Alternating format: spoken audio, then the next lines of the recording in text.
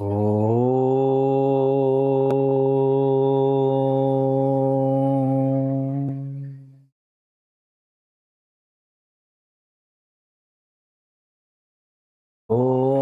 ಸಹನಾವವತು ಸಹನೌ ಭುನಕ್ತು ಸಹ ವೀರ್ಯಂಕರವಾವಹೈ ತೇಜಸ್ವಿನಾವಧೀತಮಸ್ತು ಮಾ ವಿದ್ವಿಷಾವಹೈ. ಓಂ ಶಾಂತಿ ಶಾಂತಿ ಶಾಂತಿ. ಗುರುರ್ಬ್ರಹ್ಮ ಗುರುರ್ವಿಷ್ಣು ಗುರುರ್ದೇವೋ ಮಹೇಶ್ವರಃ ಗುರುರೇವ ಪರಂ ಬ್ರಹ್ಮ ತಸ್ಮೈ ಶ್ರೀ ಗುರವೇ ನಮಃ. ವಸುದೇವಸುತಂ ದೇವಂ ಕಂಸಚಾಣೂರಮರ್ದನಂ ದೇವಕೀ ಪರಮಾನಂದಂ ಕೃಷ್ಣಂ ವಂದೇ ಜಗದ್ಗುರುಂ.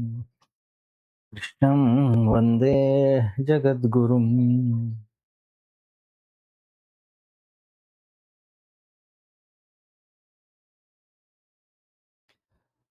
ಒಬ್ಬ ಸಾಧಕ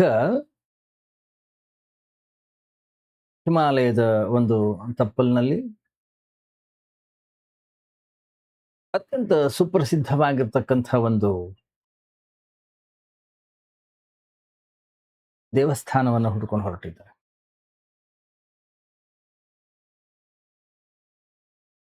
ಆ ಮಾರ್ಗ ಮಧ್ಯದಲ್ಲಿ ಒಬ್ಬ ವೃದ್ಧೆ ಸಿಗ್ತಾಳೆ. ಸಾಧಕ ಅವನನ್ನ ಕೇಳ್ತಾನೆ, ಇಂಥ ದೇವಸ್ಥಾನಕ್ಕೆ ಹೋಗ್ಲಿಕ್ಕೆ ದಾರಿ ಯಾವುದು? ಯಾಕಂದ್ರೆ ಯಾರೋ ಹೇಳಿರ್ತಾರೆ ಅಲ್ಲಿ ಪೂಜೆ ಮಾಡೋದ್ರಿಂದ ವಿವೇಕ ಜ್ಞಾನ ಅನ್ನೋದು ಸಿಗ್ತದೆ. ಒಂದು ಅಪಾರವಾದ ಒಂದು ನಂಬಿಕೆ, ಒಂದು ಶ್ರದ್ಧೆ. ವೃದ್ಧೆ ಕೇಳಿಸ್ಕೊಂಡು ಅಂದ್ಲು, ಹೋಗು ಹಿಂಗೆ ಸ್ಟ್ರೈಟ್ ಆಗಿ ಹೋಗು. ಹೇಳೋದೇನೆ ಹೇಳಿದ್ಲು. ಆಮೇಲೆ ಮತ್ತೆ ಅವಳೇ ಮನ್ಸಲ್ಲಿ ಅನ್ಕೊಂಡ್ಲು, ಅದೇ ಆರ್ಡಿನರಿ, ಅದೇ ದೇವಸ್ಥಾನಕ್ಕೆ ಮತ್ತೊಬ್ಬ ವ್ಯಕ್ತಿ ಬಂದ ಅಷ್ಟೇ. ಯಾರೋ ಈ ಮಾತನ್ನ ಕೇಳಿಸ್ಕೊಂಡ್ರು, ತಮ್ಮ ಗುರುವಿನ ಬಳಿ ಬಂದ್ರು, ಗುರು ಹೇಳಿದ್ರು. ಅವಳು ಹೀಗೆ ಹೇಳ್ತಾಳೆ, ಗುರು ಅಂದ, ಇಲ್ಲ ಇಲ್ಲ, ನಾನು ಸತ್ಯಾಸತ್ಯತೆಯನ್ನ ತಿಳ್ಕೊಂಡು ಆಮೇಲೆ ಮಾತಾಡ್ತೀನಿ. ನಾನು ಒಮ್ಮೆನೊಮ್ಮೆಲೆ ಯಾರ ಬಗ್ಗೆನೂ ಏನು ಕೂಡ ಹೇಳಲಿಕ್ಕೆ ಹೋಗೋದಿಲ್ಲ. ಮಾರನೇ ದಿವಸ ಆ ಗುರು ಕೂಡ ಅಷ್ಟೇ ಆ ವೃದ್ಧೆಯ ಬಳಿ ಹೋಗ್ತಾನೆ. ಅವನು ಹೇಳ್ತಾನೆ, ಇಂಥದ್ದೊಂದು ಶಿವನ ದೇವಸ್ಥಾನ ಇತ್ತಲ್ಲ, ಇಲ್ಲಿಗೆ ಹೋಗೋ ದಾರಿ ಯಾವುದು? ಮುಂದೆ ಹೋಗು, ಅಲ್ಲೇ ಮುಂದೆ ಹೋಗಲ್ಲೇ ಸಿಗುತ್ತೆ ಅಂತ. ಅವನು ಸೇಮ್ ಕ್ವಶನ್ ಸೇಮ್ ಆನ್ಸರ್. ಗುರು ವಾಪಸ್ ಬಂದ ಮೇಲೆ ತನ್ನ ಶಿಷ್ಯರಿಗೆ ಹೇಳ್ದ, ಇಲ್ಲ, ನಾನು ಹೋಗಿ ಬಂದಿದ್ದೇನೆ, ಅವಳನ್ನ ಅರ್ಥ ಮಾಡ್ಕೊಂಡು ಬಂದಿದ್ದೇನೆ. ಇದನ್ನ ಅರ್ಥ ಮಾಡ್ಕೊಳ್ಳಿಕ್ಕೆ ಕೆಲವು ವಿಷಯಗಳನ್ನು ಅರ್ಥ ಮಾಡ್ಕೊಳ್ಳೋದು ಒಳ್ಳೇದು. ಏನದು? ಆತ್ಮ ತತ್ವದ, ಆತ್ಮಜ್ಞಾನದ, ಅಥವಾ ಅದೊಂದು ಝೆನ್ ಅಂತಿರೋ, ಸೂಫಿಸಮ್ ಅಂತಿರೋ, ಅಥವಾ ಹಿಂದೂ ಅಂತಿರೋ, ಅಥವಾ ಸನಾತನ ಅಂತ ಕರೀತಿರೋ, ಅದರಲ್ಲಿ ಸತ್ಯದ ಪುನರಾವರ್ತನೆ ಅನ್ನುವಂಥದ್ದು ಇಲ್ಲ. ಸತ್ಯವನ್ನ ಎಂದಿಗೂ ಕೂಡ ಪುನರುಚ್ಚಾರವನ್ನ ಮಾಡೋದಿಲ್ಲ, ಪುನರಾವರ್ತನೆಯನ್ನ ಮಾಡ್ಲಿಕ್ಕೆ ಆಗುದಿಲ್ಲ. ಯಾಕೆಂದ್ರೆ ಸತ್ಯವನ್ನ ಅರಿಯದೇ ಇರ್ತಕ್ಕಂಥ ವ್ಯಕ್ತಿ ಮಾತ್ರ ಹೇಳಿದ್ದನ್ನೇ ಮತ್ತೆ ಮತ್ತೆ ಮತ್ತೆ ಮತ್ತೆ ಮತ್ತೆ ಹೇಳ್ತಾ ಇರ್ತಾನೆ. ಆದ್ರೆ ಸತ್ಯ ಅನ್ನೋದು ಪ್ರತಿ ಕ್ಷಣವೂ ಕೂಡ ಹೊಸದಾಗಿರುತ್ತೆ, ಅದು ಯಾವತ್ತೂ ಕೂಡ ಹಳೇದಾಗೋದಿಲ್ಲ. ಆದ್ರಿಂದ ಹಳೆಯ ವಿಷಯಗಳನ್ನ ನಾವು ಪುನರಾವರ್ತನೆ ಮಾಡಬಹುದು, ಆದರೆ ಪ್ರತಿ ಕ್ಷಣವೂ ಕೂಡ ಹೊಸದಾಗ್ತಕ್ಕಂತಹ ಸತ್ಯವನ್ನ ಪುನರಾವರ್ತನೆ ಮಾಡೋದಾದ್ರೆ ಹೇಗೆ? ಅದರಿಂದ ನಾವು ಯಾವ ಶಬ್ದಗಳನ್ನ ಪದೇ ಪದೇ ಹೇಳಲಿಕ್ಕೆ ಶುರು ಮಾಡ್ತೀವೋ ಆ ಶಬ್ದಗಳಿಗೂ ಸತ್ಯ ತತ್ವಕ್ಕೂ ಸಂಬಂಧವೇ ಇರೋದಿಲ್ಲ. ಇನ್ಫ್ಯಾಕ್ಟ್ ಸಂಬಂಧ ಅನ್ನೋದು ಕತ್ತರಿಸಿ ಹೋಗ್ಬಿಡುತ್ತೆ. ಈ ಜಗತ್ತಿನಲ್ಲಿ ಸಿದ್ಧಾಂತಗಳನ್ನ ಪುನರಾವರ್ತಿಸಬಹುದು ನಾವು, ಆದರೆ ಸತ್ಯವನ್ನಲ್ಲ. ದಾರ್ಶನಿಕರ ಪ್ರಕಾರ ಸತ್ಯ ಅನ್ನುವಂಥದ್ದು ಒಂದು ಸ್ಥಿರವಾಗಿರ್ತಕ್ಕಂತಹ ವಸ್ತು, ಸ್ಟ್ಯಾಟಿಕ್ ಆಬ್ಜೆಕ್ಟ್. ಅದನ್ನ ಒಮ್ಮೆ ಹುಡುಕ್ಬಿಟ್ರೆ ಸಾಕು. ಇದೊಂದು ಧಾರ್ಮಿಕರ ದೃಷ್ಟಿಕೋನ.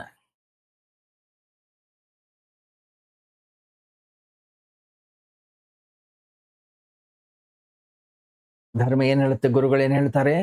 ಸತ್ಯ ಅನ್ನುವಂಥದ್ದು ಸ್ಥಿರವಾದ ವಸ್ತುವಲ್ಲ. ಈ ಜಗತ್ತಿನ ಅತ್ಯಂತ ಚಲನಶೀಲತೆಯಿಂದ ಕೂಡಿರ್ತಕ್ಕಂಥ ವಸ್ತು. ಸತ್ಯ ಅನ್ನುವಂಥದ್ದು ಒಂದು ಕಲ್ಲಿನ ಹಾಗಲ್ಲ, ಅದು ಹರಿತಾ ಇರ್ತಕ್ಕಂತಹ ನದಿ ಹಾಗೆ. ಸತ್ಯ ಬಂಡೆ ಹಾಗಲ್ಲ, ಅದು ಅರಳುವ ಹೂವಿನ ಹಾಗೆ. ಸತ್ಯ ಜೀವಂತವಾಗಿರ್ತಕ್ಕಂಥದ್ದು, ನಿರ್ಜೀವವಲ್ಲ. ವಿಜ್ಞಾನ ಮತ್ತು ಸತ್ಯದ ನಡುವೆ ಇರ್ತಕ್ಕಂಥ ಇದೊಂದು ವ್ಯತ್ಯಾಸ ಅಲ್ಲ.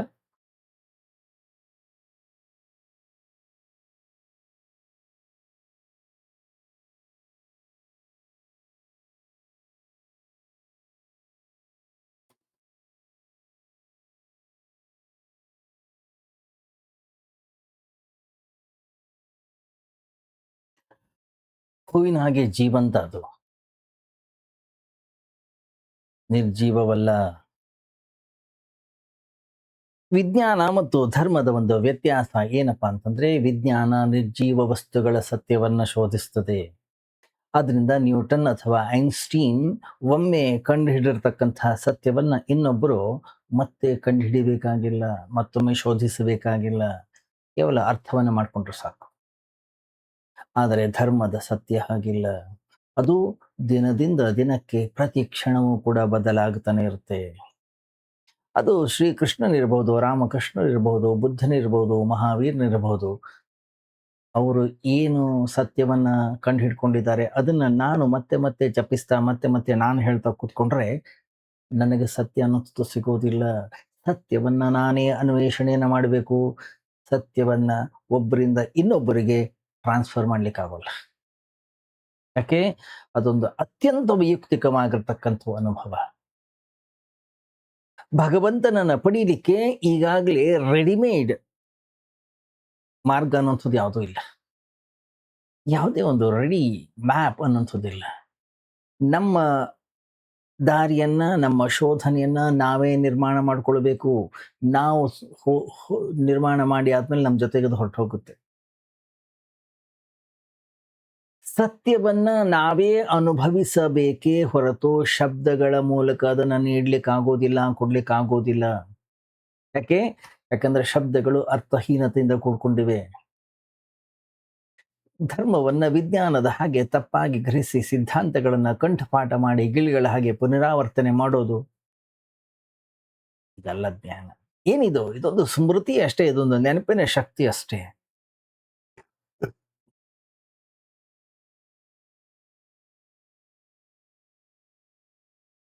ಒಂದು ವೇಳೆ ಶ್ರೀಕೃಷ್ಣ ಇವತ್ತೇನಾದ್ರೂ ಹುಟ್ಟಿ ಬಂದ್ರೆ ಹಿಂದೆ ಏನು ಭಗವದ್ಗೀತೆಯನ್ನು ಹೇಳ್ದ ಅದನ್ನೇ ಮತ್ತೆ ಹೇಳೋಲ್ಲ, ಅದನ್ನ ಬೇರೆ ರೀತಿಯಲ್ಲಿ ಹೇಳ್ತಾನ. ಯಾಕೆ? ಅದು ಒಂದ್ಸರಿ ಹೇಳಿ ಆಗೋಗಿದೆ, ಅದನ್ನ ಯಾಕೆ ಮತ್ತೆ ರಿಪೀಟ್ ಮಾಡ್ತಾನೆ ಹೇಳಿ ಅವ್ನು?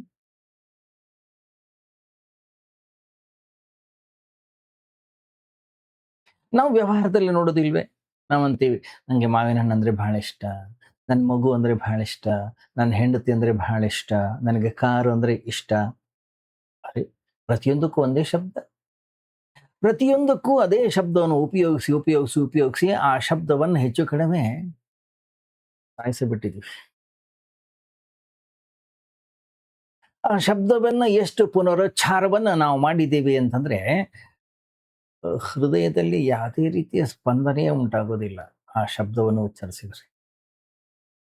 ಗಮನಿಸಿ ನೀವು, ಒಂದು ನಿಂಬೆ ಹಣ್ಣು ಅಥವಾ ಒಂದು ಹುಣಸೆ ಹಣ್ಣು ಅಂತಕ್ಕಂಥ ಶಬ್ದವನ್ನು ಉಪಯೋಗಿಸಿದ ಕೂಡಲೇ ಹೇಗೆ ಬಾಯಲ್ಲಿ ನೀರು ಬರುತ್ತೆ, ಅಥವಾ ಬೆಂಕಿ ಅಂತಕ್ಕಂಥ ಶಬ್ದವನ್ನು ಒಂದು ಸರಿ ಪ್ರಯೋಗ ಮಾಡಿದ ಮೇಲೆ ಹೇಗೆ ಭಯವಾಗುತ್ತೆ. ಭಗವಂತ, ಪರಮಾತ್ಮ ಅಂತಕ್ಕಂಥ ಶಬ್ದವನ್ನು ಉಚ್ಚಾರ ಮಾಡಿದ್ರೆ ನಮ್ಮ ಒಳಗಡೆಗೆ ಏನಾಗೋದಿಲ್ಲ. ನೀವು ಕಥೆ ಕೇಳಿದಿರಲ್ವ, ತೋಳ ಬಂತು ತೋಳ ಅಂತ ಹೇಳಿ. ಯಾವಾಗ ಯಾವ ಶಬ್ದವನ್ನ ಪದೇ ಪದೇ ಪದೇ ಪದೇ ಹೇಳ್ದ ಆ ಶಬ್ದ ತನ್ನ ಅರ್ಥವನ್ನ ಕಳ್ಕೊಂಡ್ಬಿಡುತ್ತೆ.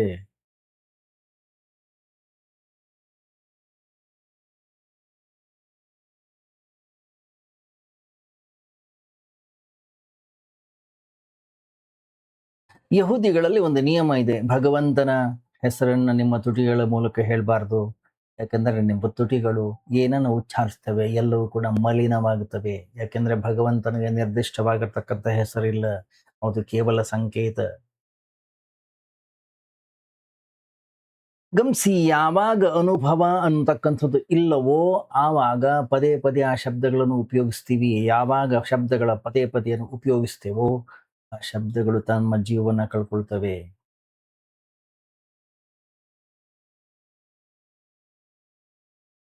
ಪ್ರತಿಯೊಬ್ಬ ವ್ಯಕ್ತಿಯು ಭಗವಂತನನ್ನ ಕಂಡುಕೊಂಡಾಗ ಅವನು ಏನು ಶಬ್ದಗಳ ಪ್ರಯೋಗವನ್ನು ಮಾಡ್ತಾನೆ ಅದು ಯಾವಾಗಲೂ ಹೊಸ ಶಬ್ದವಾಗಿರುತ್ತದೆ.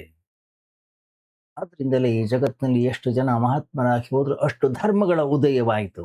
ಯಾಕೆಂದ್ರೆ ಅವರೆಲ್ಲರೂ ಹೊಸ ಶಬ್ದದ ಪ್ರಯೋಗವನ್ನ ಮಾಡಿದ್ರು, ಹೊಸ ದೃಷ್ಟಿಕೋನವನ್ನ ಕೊಟ್ರು. ಆದ್ರೆ ನಾವು ಗೊತ್ತಿಲ್ಲ, ನಮ್ಗೆ ನಾವು ಯಾವ ಧರ್ಮವನ್ನ ಆಚರಣೆಯನ್ನ ಮಾಡ್ತೀವಿ ಆ ಶಬ್ದಗಳನ್ನ ಬಹಿಯಾಡ್ ಮಾಡ್ಕೊಂಡು ಅದನ್ನೇ ಹೇಳ್ತಾ ಕೂತ್ಕೊಳ್ತೀವಿ.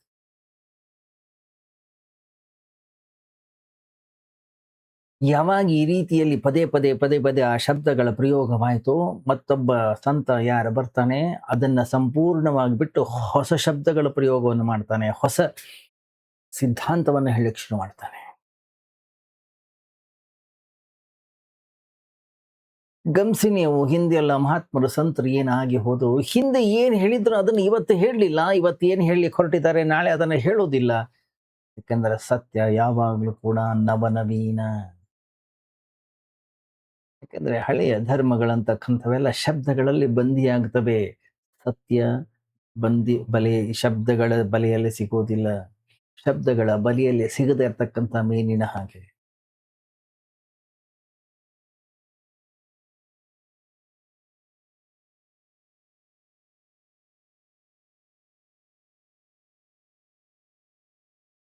ಅದಕ್ಕೆ ನೋಡಿ, ಯಾರಾದರೂ ಪದೇ ಪದೇ ಹೇಳಿದ್ದನ್ನ ಹೇಳ್ತಾರೋ ನಮ್ಗನ್ಸುತ್ತಲ್ಲಿ ಏನು ಅಲ್ಲೊಂದು ಜೀವಂತಿಕೆ ಇಲ್ಲ. ಅದು ಕೇವಲ ನೆನಪಿನ ಶಕ್ತಿ. ಸುಮ್ಮನೆ ಏನೋ ಹೇಳ್ತಾ ಇದ್ದಾನೆ, ಏನೋ ಓದ್ಕೊಂಡ್ ಬಂದು ಏನೋ ಹೇಳ್ತಾ ಇದ್ದಾನೆ.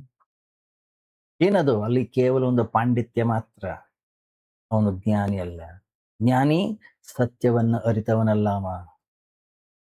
ಜ್ಞಾನಿ ಆಗಿರ್ತಕ್ಕಂತಹ ವ್ಯಕ್ತಿ ನಿರಂತರವಾಗಿ ಹರಿತಾ ಇರ್ತಕ್ಕಂತಹ ನದಿಯ ಹಾಗೆ, ಧಾರಾಕಾರವಾಗಿ ಬೀಳ್ತಕ್ಕಂಥ ಒಂದು ಜಲಪಾತದ ಹಾಗೆ.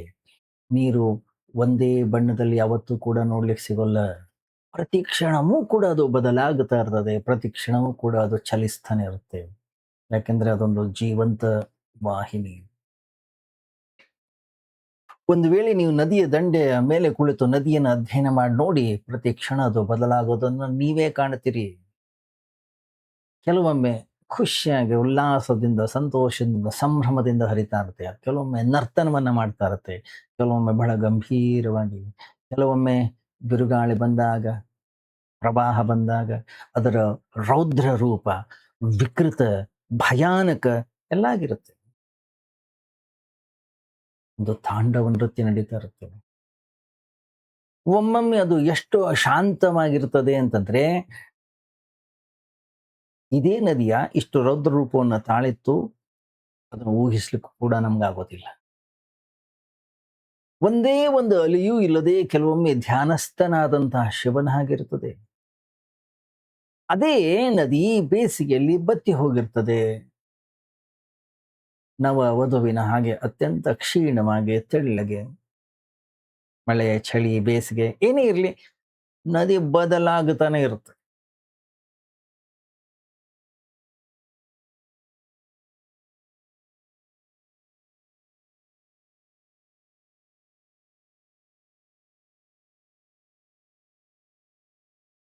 ಅದಕ್ಕೆ ನದಿಯ ದಂಡೆಯ ಬಳಿ ಕುಳಿತು ಜ್ಞಾನವನ್ನ ಪಡಿಬೇಕು. ನದಿಯ ವಿವಿಧ ಭಾವಗಳು, ಅದರ ಬದಲಾಗತಕ್ಕಂಥ ಸ್ಥಿತಿಗಳು, ಇವೆಲ್ಲ ಜೀವಂತಿಕೆಯ ಒಂದು ಕುರುಹು.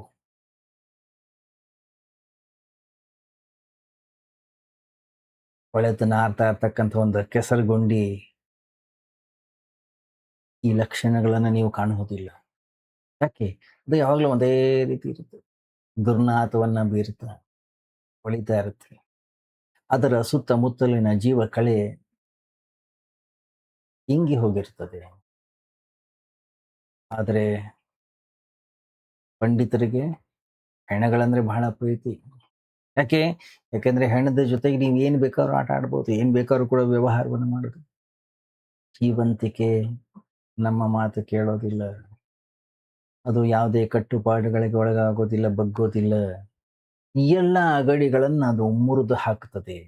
ಜೀವಂತಿಕೆ ಅತ್ಯಂತ ಕ್ರಾಂತಿಕಾರಿ. ಅದೊಂದು ಬಂಡಾಯ ಸ್ವಭಾವದ್ದು.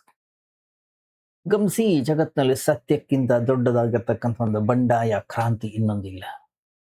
ಎಷ್ಟೇ ದೊಡ್ಡದಾಗಿರ್ತಕ್ಕಂಥ ಒಂದು ಚೌಕಟ್ಟನ್ನ ನಿರ್ಮಾಣ ಮಾಡಿ ಸತ್ಯ ತತ್ವ ಅದನ್ನು ಮುರಿದು ಹಾಕ್ತದೆ. ಯಾಕೆಂದ್ರೆ ಸತ್ಯ ಅತ್ಯಂತ ವಿಶಾಲವಾಗಿರ್ತಕ್ಕಂಥ. ಮಗುವಿಗಾಗಿ ನೀವು ಹೊಲಿಸಿರ್ತಕ್ಕಂತಹ ಬಟ್ಟೆಗಳು ಹೇಗೆ ಮಗು ಬೆಳೆದ ಹಾಗೆ ಚಿಕ್ಕದಾಗ್ತಾವೋ ಅದೇ ರೀತಿಯಲ್ಲಿ ಗಮನಿಸಿದ್ರೆ ನೀವು, ಹೆಣಕ್ಕಾಗಿ ಹೊಲಿದ ಬಟ್ಟೆ ಯಾವತ್ತೂ ಚಿಕ್ಕದಾಗೋದಿಲ್ಲ. ಯಾಕೆ? ಮಗು ಬೆಳೀತಾ ಇರುತ್ತೆ, ಹೆಣ ಬೆಳೆಯೋದಿಲ್ಲ.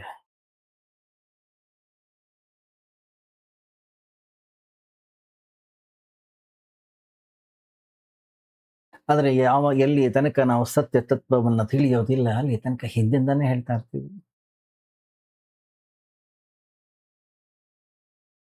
ಮತ್ತೆ ಮತ್ತೆ ಮತ್ತೆ ಮತ್ತೆ ಮತ್ತೆ ಅದೇ ರಿಪಿಟೇಷನ್. ಗಮನಿಸಿ, ಒಬ್ಬ ಜ್ಞಾನಿಯ ಬಳಿ ಧರ್ಮ ಹೋದ್ರೆ ಅದಕ್ಕೆ ಮೋಕ್ಷ ಸಿಗುತ್ತೆ.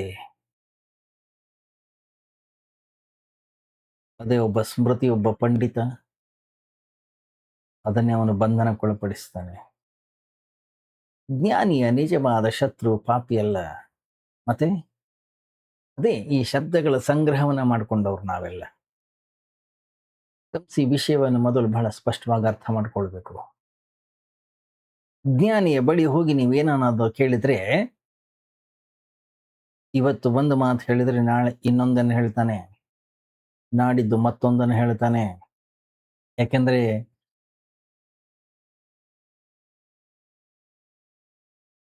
ಅವನ ಹತ್ರ ನೆನಪಿನ ಶಕ್ತಿ ಇಲ್ಲ, ಪುನರಾವರ್ತನೆಯನ್ನು ಅವನು ಮಾಡೋದಿಲ್ಲ.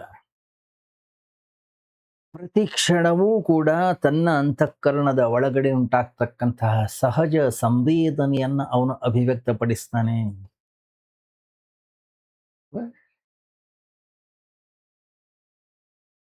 ನಮ್ಮ ಮಿತ್ರರು ಯಾವಾಗಲೂ ಕೂಡ ಒಂದು ದೃಷ್ಟಾಂತವನ್ನ ಕೊಡೋರು. ಮುಲ್ಲಾ ನಸರುದ್ದೀನ್ ಒಮ್ಮೆ ಕೋರ್ಟ್ ಕೇಸ್ ಆಗ್ತಾ ಇತ್ತಂತೆ. ಕೋರ್ಟ್ ಕೇಸಲ್ಲಿ ಜಡ್ಜ್ ಕೇಳಿದ್ರಂತೆ, ಹೇ, ನಿನ್ನ ವಯಸ್ಸೆಷ್ಟು? ನಿನ್ನ ಹೆಸರೇನು? ಹೇಳ್ದ. ನಿನ್ನ ವಯಸ್ಸೆಷ್ಟು? ಅನ್ನೋದ 40 ವರ್ಷ. 43 ವರ್ಷದ ಹಿಂದೆ ನಿನ್ನ ಮೇಲೆ ಕೇಸು ಬಂದಾಗ್ಲೂ ಕೂಡ ನೀನು ಇದೇ ಕಟಕಟಿಯಲ್ಲಿ ನಿಂತ್ಕೊಂಡಿದ್ದೆ. ಆವಾಗ್ಲೂ ಕೇಳಿದ್ರೆ ನೀನು ನಿನ್ನ ವಯಸ್ಸು 40 ಅಂತಾನೆ ಹೇಳಿದ್ದೆ. ಈಗಲೂ 40? ಹಸಿ ಸುಳ್ಳು. ಅದಕ್ಕೆ ಅವನು ಹೇಳಿದಂತೆ, ಕ್ಷಮಿಸಿ, ನಾನು ಒಂದೇ ಮಾತಾಡೋನು. ಕೋರ್ಟಿಗೆ ಮೊದಲೇ ಏನು ಹೇಳ್ತೀನಿ, ಇವತ್ತು ಅದನ್ನೇ ಹೇಳ್ತಾ ಇದ್ದೀನಿ. ನೀವು 1000 ಬಾರಿ ಕೇಳಿದ್ರು ನಾನು ಸುಳ್ಳು ಹೇಳೋದಿಲ್ಲ. 40ಕ್ಕೆ ಬದ್ಧನಾಗಿರ್ತೇನೆ ನಾನು. ಕೇವಲ ಸ್ಮೃತಿ ಪಟಲದಲ್ಲಿ ಇಟ್ಕೊಂಡಿರ್ತಕ್ಕಂತಹ ಜ್ಞಾನ ಇದೇ ರೀತಿ ಜ್ಞಾನ ನಮ್ದು. ಯಾಕೆ? ನಮ್ದೆಲ್ಲ ರೆಡಿಮೇಡ್ ಆನ್ಸರ್ಸ್.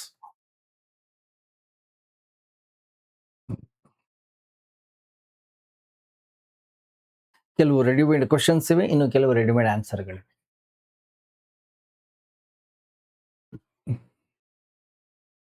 ಒಬ್ಬ ಸಂತನ ಬಳಿ, ಒಬ್ಬ ಮಹಾತ್ಮನ ಬಳಿ ಒಂದು ವೇಳೆ ನಾವೇನಾದ್ರೂ ಹೋದ್ರೆ ನಾವೇನು ಪ್ರಶ್ನೆಯನ್ನ ಕೇಳ್ತೀವಿ, ಆ ಶಬ್ದಗಳನ್ನ ಅವನು ಕೇಳೋದಿಲ್ಲ, ವ್ಯಕ್ತಿಯನ್ನ ನೋಡ್ತಾನೆ. ಆ ವ್ಯಕ್ತಿಯನ್ನ ನೋಡಿ ಅದಕ್ಕೆ ಸರಿಯಾದ ಉತ್ತರವನ್ನು ಅವನು ಕೊಡ್ತಾನೆ. ಈ ಜಗತ್ನಲ್ಲಿ ಎಲ್ಲರೂ ಒಂದೇ ಪ್ರಶ್ನೆಯನ್ನ ಕೇಳ್ಬೋದು, ಪ್ರತಿಯೊಬ್ಬರಿಗೂ ಕೂಡ ಉತ್ತರ ಬೇರೆ ಬೇರೆ ಆಗಿರ್ತದೆ. ದೇವರಿದ್ದಾನೆ ಅಂತ ಯಾವನಾದ್ರೂ ಒಬ್ಬ ಬಂದು ಕೇಳ್ತಾನೆ. ಒಂದು ವೇಳೆ ಒಬ್ಬ ನಾಸ್ತಿಕ ಬಂದು ಕೇಳಿದ್ರೆ, ದೇವ್ರಿಲ್ಲ ಅಂತ ನಂಗೆ ಗೊತ್ತಿದೆ, ಆದ್ರೂ ನಿಮ್ಮ ಅಭಿಪ್ರಾಯ ಏನು? ಒಂದು ವೇಳೆ ನಾವು ಇಲ್ಲ ಅಂದ್ರೆ ಖುಷಿ ಆಗ್ತಾನೆ, ಇದಾನೆ ಅಂದ್ರೆ ವಾದ ಮಾಡ್ಲಿಕ್ಕೆ ಶುರು ಮಾಡ್ತಾನೆ. ಒಂದು ವೇಳೆ ಒಬ್ಬ ಆಸ್ತಿಕ ವ್ಯಕ್ತಿ, ಅವನಿಗೆ ಗೊತ್ತಿದೆ ದೇವ್ರಿದ್ದಾನೆ ಅಂತ ಹೇಳಿ, ಯಾಕಂದ್ರೆ ದೇವ್ರಿದ್ದಾನೆ ಅಂತಕ್ಕಂಥ ಒಂದು ನಂಬಿಕೆನ ಇಟ್ಕೊಂಡಿದ್ದಾನ ಅವನು. ಅವ್ನು ನಮ್ಮ ಹತ್ರ ಏನಕ್ಕೆ ಬಂದಿಯಾನೆ?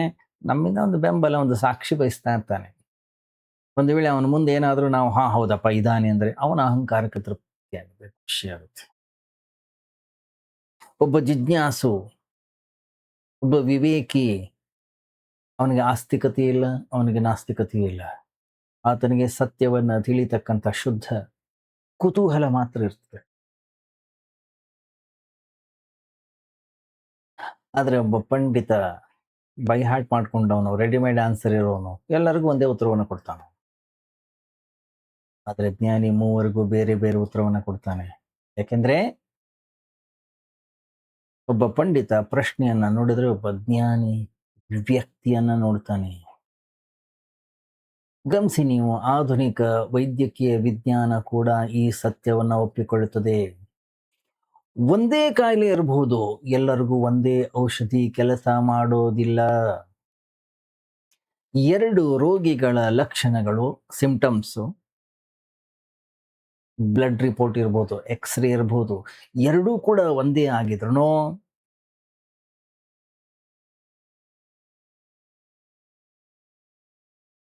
ಒಬ್ಬನಿಗೆ ಇಂಜೆಕ್ಷನ್ ಕೊಡ್ತಾರೆ, ಇನ್ನೊಬ್ಬನಿಗೆ ಇಂಜೆಕ್ಷನ್ ಕೊಡೋಲ್ಲ. ಯಾಕೆ ಗೊತ್ತಿಲ್ಲ. ಇನ್ನೊಬ್ಬನಿಗೆ ಇಂಜೆಕ್ಷನ್ ಕೊಟ್ಟರೆ ಅದು ತಪ್ಪಾಗ್ಬೋದು, ತೊಂದರೆ ಆಗ್ಬೋದು. ಯಾಕೆ? ಅವನ ಜೆನೆಟಿಕ್, ಅವನ ರೀತಿ ನೀತಿಗಳನ್ನ ನೋಡುವಾಗ ಇವು ಬೇರೆ ಬೇರೆ ಆಗಿದೆ. ಆದ್ರಿಂದ ರೋಗಕ್ಕೆ ಚಿಕಿತ್ಸೆಯನ್ನ ನೀಡಿ ಅಂತ ಹೇಳಿ ಹಳೆ ಸೂತ್ರ ಹೇಳ್ತಾ ಇತ್ತಂತೆ. ಆಧುನಿಕ ಸೂತ್ರ ಏನ್ ಹೇಳುತ್ತೆ? Don't treat the disease, treat the patient. ರೋಗಕ್ಕಲ್ಲ, ರೋಗಿಗೆ ಚಿಕಿತ್ಸೆಯನ್ನ ನೀಡಿ.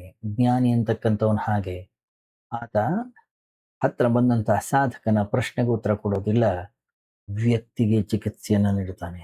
ಆದ್ರಿಂದ ಜ್ಞಾನಿಗಳ ಮಾತು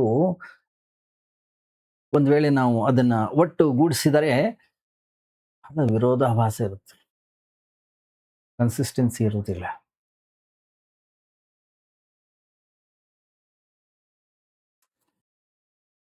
ಗೌತಮ ಬುದ್ಧ ಸತ್ ಹೋದ ಮೇಲೆ ಅವನ ಮಾತುಗಳನ್ನ ಸಂಗ್ರಹ ಮಾಡಿದ್ರು. ಎಷ್ಟು ವಿರೋಧಾಭಾಸಗಳಿಂದ ಅವನ ಮಾತುಗಳು ಕೂಡಿತ್ತು ಅಂತಂದ್ರೆ, ಇವತ್ತು ಒಂದು ಹೇಳಿದ್ರೆ ನಾಳೆ ಇನ್ನೊಂದು ಹೇಳ್ತಿದ್ದ, ನಾಡಿದ್ದು ಮತ್ತೊಂದು ಹೇಳ್ತಿದ್ದ. ಅವನ 40 ವರ್ಷಗಳ ಆ ಬೋಧನೆಯಲ್ಲಿ ಅವನ ಮಾತುಗಳನ್ನೇ ಅವನು ಅನೇಕ ಬಾರಿ ಖಂಡಿಸಿದ್ದ.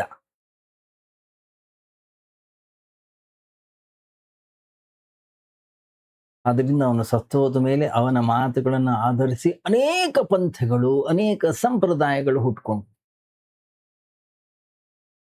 ಪ್ರತಿಯೊಬ್ಬರು ಕೂಡ ತಮಗೆ ಬೇಕಾಗಿರುವುದನ್ನ ಆಯ್ದುಕೊಂಡ್ರು. ಯಾವುದು ವಿರೋಧ ಅನಿಸ್ತದೆ ಅದನ್ನ ಕೈ ಬಿಟ್ಬಿಟ್ರು.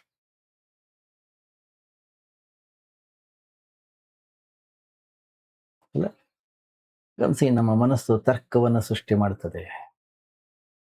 ಆತ್ಮ ಅಂದ್ರೆ ಸ್ವಾತಂತ್ರ್ಯ. ತರ್ಕ ಏನದು? ಒಂದು ಬಂಧನವೇ. ಗಮನಿಸಿ, ಈ ಜೀವನದಲ್ಲಿ ನಾವು ಯಾವಾಗ ತರ್ಕಬದ್ಧವಾಗಿ ವಿಚಾರವನ್ನ ಮಾಡ್ಲಿಕ್ಕೆ ಶುರು ಮಾಡ್ತೀವಿ, ಜೀವನದ ಸಾರ ಅನ್ನೋದು ಕೈ ತಪ್ಪಿ ಹೋಗ್ತದೆ. ಅನೇಕ ಪಂಥಗಳು, ಅನೇಕ ಸಂಪ್ರದಾಯಗಳಲ್ಲಿ ಅನೇಕ ನಿಯಮಗಳಿವೆ. ಕೇವಲ ನಿಯಮಗಳನ್ನ ಪಾಲಿಸೋದ್ರಿಂದ ಯಾವ ವ್ಯಕ್ತಿಯೂ ಕೂಡ ಧಾರ್ಮಿಕನಾಗೋದಿಲ್ಲ. ಯಾಕಂದ್ರೆ ನಿಯಮಗಳಲ್ಲಿ ಧರ್ಮ ಅಂತಕ್ಕಂಥದ್ದಿಲ್ಲ. ಧರ್ಮ ತರ್ಕಕ್ಕೂ ಕೂಡ ಸಿಗುವಂಥದ್ದಲ್ಲ. ಮತ್ತೆ ಅದು ಹೇಗಿದೆ? ಅದು ವಿರೋಧಾಭಾಸಗಳಿಂದ ಕೂಡ್ಕೊಂಡಿದೆ. ಗಮನಿಸಿ, ಒಬ್ಬ ಮಹಾತ್ಮನ ಜೀವನ ಅನ್ನುವಂಥದ್ದು ಒಂದು ಕನ್ನಡಿ ಇದ್ದ ಹಾಗೆ, ಒಂದು ದರ್ಪಣ.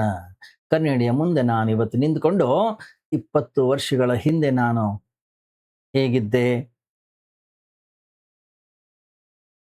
ಇವತ್ತು ನಾನು ಹೇಗಿದ್ದೀನಿ, 20 ವರ್ಷಗಳ ನಂತರ ಬಂದ್ರೆ ನನ್ನನ್ನು ವೃದ್ಧನನ್ನಾಗಿ ತೋರಿಸ್ತೀಯಾ?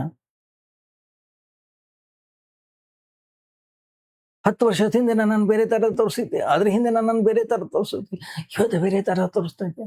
ಯಾರೂ ಕೂಡ ಕನ್ನಡಿಗೆ ಕಂಪ್ಲೇಂಟ್ ಮಾಡೋ ಹಾಗಿಲ್ಲ. ಯಾಕೆ?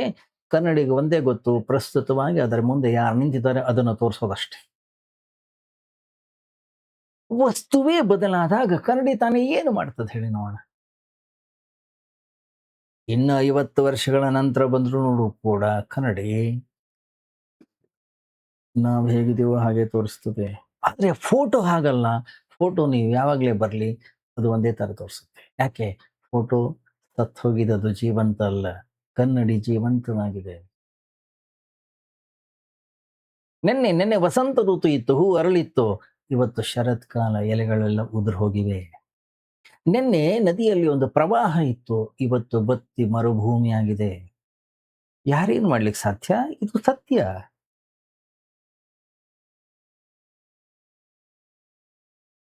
ಜೀವನದ ಪ್ರಸ್ತುತ ಕ್ಷಣವನ್ನ ಪ್ರತಿಫಲಿಸ್ತಕ್ಕಂಥ ಕನ್ನಡಿ ಅಷ್ಟೇ ಒಬ್ಬ ಜ್ಞಾನಿ.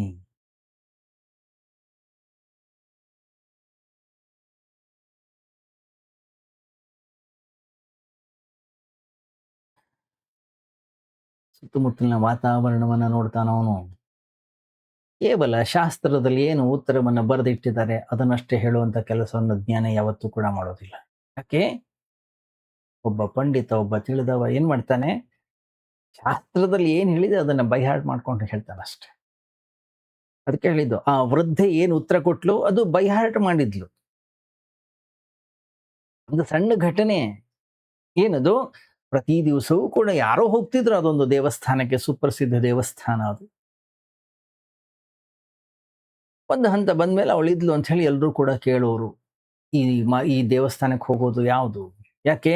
ಇಲ್ಲಿ ಆತ್ಮಜ್ಞಾನ ಪ್ರಾಪ್ತಿ ಆಗ್ತದೆ, ಇಲ್ಲಿ ವಿವೇಕ ಜಾಗೃತವಾಗ್ತದೆ, ಅಲ್ಲಿ ಸಮಾಧಿ ಅನ್ನೋದು ಸಿದ್ಧಿ ಆಗ್ತದೆ ಅಂತಕ್ಕಂಥ ಒಂದು ನಂಬಿಕೆ ಇತ್ತು. ಎಲ್ಲಿ ವಿವೇಕ ಅನ್ನುವುದು ಜಾಗೃತವಾಗ್ತದೋ ಅದಕ್ಕೆ ಹೆಸರು ದೇವಸ್ಥಾನ. ನಾವು ಮಾಡುವಂತ ಪೂಜೆ ನಮ್ಮ ಅಂತಃಕರಣದಲ್ಲಿ ವಿವೇಕವನ್ನು ಜಾಗೃತಿಗೊಳಿಸಬೇಕು.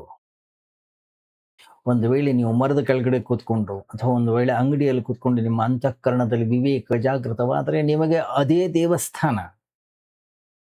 ದೇವಸ್ಥಾನದ ಒಳಗಡೆಗೆ ಗಂಟೆಯನ್ನ ಬಾರಿಸ್ತಾ, ಕರ್ಮ ಕಾಂಡವನ್ನ ಮಾಡ್ತಾ, ಕ್ರಿಯಾಕಾಂಡಗಳನ್ನ ಮಾಡ್ತಾ, ಗಂಟೆಯನ್ನ ಬಾರಿಸ್ತಾ, ಪ್ರಸಾದವನ್ನ ಸೇವಿಸ್ತಾ, ಒಂದು ವೇಳೆ ವಿವೇಕ ನಿಮ್ಮ ಅಂತಃಕರಣದ ಒಳಗಡೆಗೆ ಜಾಗೃತ ಆಗ್ಲಿಲ್ಲ ಅಂತಂದ್ರೆ ಅದು ದೇವಸ್ಥಾನ ಅಲ್ಲ, ಅದು ಕೂಡ ಅಂಗಡಿನೇ.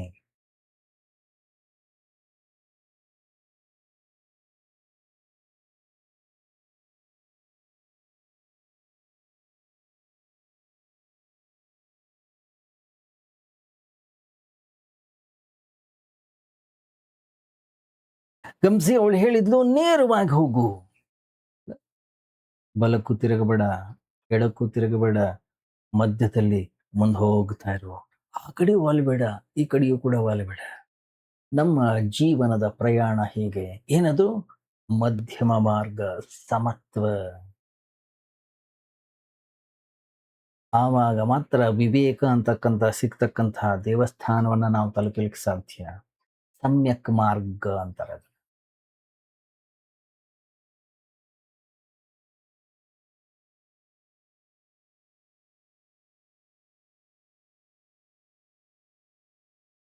ಗಮನಿಸಿ, ಒಬ್ಬೊಬ್ಬ ಸಂತರು, ಒಬ್ಬೊಬ್ಬ ಮಹಾತ್ಮರು ಒಂದೊಂದು ಶಬ್ದದ ಪ್ರಯೋಗವನ್ನು ಮಾಡಿದರು.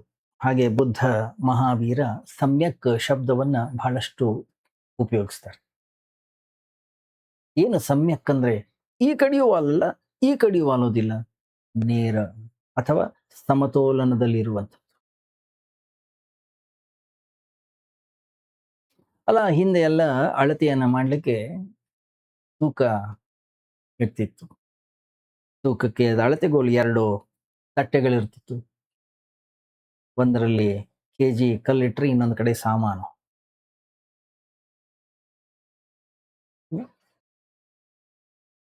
ಉಪನಿಷತ್ನಲ್ಲಿ ಬಹಳ ಸುಂದರವಾಗಿರ್ತಕ್ಕಂಥ ಒಂದು ಘಟನೆ ಇದೆ. ಬಹಳ ಸುಂದರವಾಗಿದೆ. ಸತ್ಯವನ್ನು ಅರಿಸ್ಕೊಂಡು ಒಬ್ಬ ವ್ಯಕ್ತಿ ಅಲದ್ ಸಾಕಾಗ್ದ.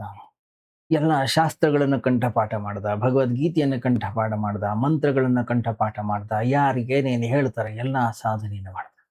ಆದರೆ ಅಂತರಂಗ ಮಾತ್ರ ಶೂನ್ಯವಾಗಿ ಉಳಿತು. ನಿರಾಶೆ ಆಯ್ತು ಅವನಿಗೆ, ಬಹಳ ಬೇಸರವಾಯಿತು. ಏನು ಮಾಡ್ಲಿ ನಾನು? ಯಾರೇನೇನು ಹೇಳಿದ್ರೆ ಎಲ್ಲವನ್ನೂ ಕೂಡ ನಾನು ಮಾಡಿದೆ.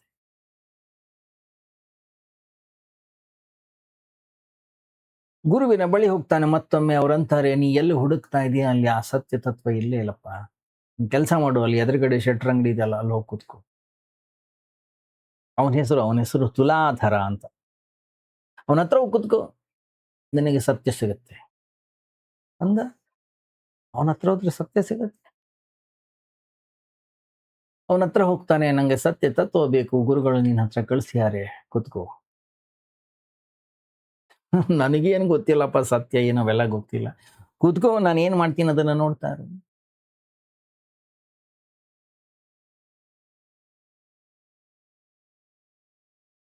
ಒಂದೊಂದ್ಸರಿ ಏನಾಗುತ್ತೆ ನಮ್ಮ ಹತ್ತಿರದಲ್ಲೇ ಇದ್ರೂನು ಕೂಡ ಎಷ್ಟೋ ವಸ್ತುಗಳನ್ನ ನಾವು ನೋಡೋದೇ ಇಲ್ಲ. ನಾವು ಯಾವಾಗ್ಲೂ ದೂರ ಹೋಗ್ತಾ ಇರ್ತೀವಿ. ಅರಸ್ತಾನೆ ಇರ್ತೀವಿ. ಅಂತರಂಗದಲ್ಲಿ ಇರುತ್ತೆ ಅದನ್ನ ಬಹಿರಂಗದಲ್ಲಿ ಹುಡುಕ್ತಾ ಇರ್ತೀವಿ. ಹೀಗಾಗಿ ಅವನ ಪಕ್ಕದ ಮನೆಯವನೇ ಇದ್ದ ಅವನು. ಅನಿವಾರ್ಯವಾಗಿ ಅವನ ಬಳಿ ಹೋದ. ಗುರುಗಳ ಆದೇಶವನ್ನ ಹೇಳ್ದ. ಸತ್ಯದ ರಹಸ್ಯವನ್ನ ನಂಗೆ ಹೇಳ್ಕೊಡು ಅಂದ. ಆ ತಕ್ಕಡಿಯನ್ನ ಅವನ ಮುಂದಿಟ್ಟು ಹೇಳ್ದ. ನೋಡಪ್ಪ ಈ ಮಧ್ಯದಲ್ಲಿ ಏನೊಂದು ಮುಳ್ಳೇನಿದೆ ಇದನ್ನು ನೋಡು. ಇದು ಎಲ್ಲೂ ಹೋಗಲ್ಲ. ಈ ಕಡೆನೂ ಹೋಗಲ್ಲ, ಈ ಕಡೆನೂ ಹೋಗಲ್ಲ. ಇದೇ ಇದರ ರಹಸ್ಯ. ಮಧ್ಯದಲ್ಲಿದ್ರೆ ಅದು ಸರಿಯಾಗಿದೆ ಅಂತ ಅರ್ಥ. ಹ್ಮ್. ಅಂತರಂಗದಲ್ಲೂ ಕೂಡ ನಾನು ನೋಡ್ಕೊಳ್ತೇನೆ, ಹೊರಗಡೆಯೂ ಕೂಡ ನಾನು ನೋಡ್ಕೊಳ್ತಾ ಇರ್ತೀನಿ. ಯಾವ ಕಡೆಗೂ ಕೂಡ ನನ್ನ ಈ ಸೂಜಿ ವಾಲೋದಿಲ್ಲ. ಇದಕ್ಕಿಂತ ಹೆಚ್ಚಿಗೆ ನಂಗೆ ಏನೂ ಗೊತ್ತಿಲ್ಲ. ಮತ್ತೆ ಸಾಧ್ಯ ಆದಷ್ಟು ನಾನು ಮಧ್ಯದಲ್ಲಿರ್ತೀನಿ. ಆದ್ರಿಂದ ನಾನು ಶಾಂತವಾಗಿದ್ದೀನಿ. ಆದ್ರಿಂದ ನಾನು ಆನಂದವಾಗಿದ್ದೀನಿ.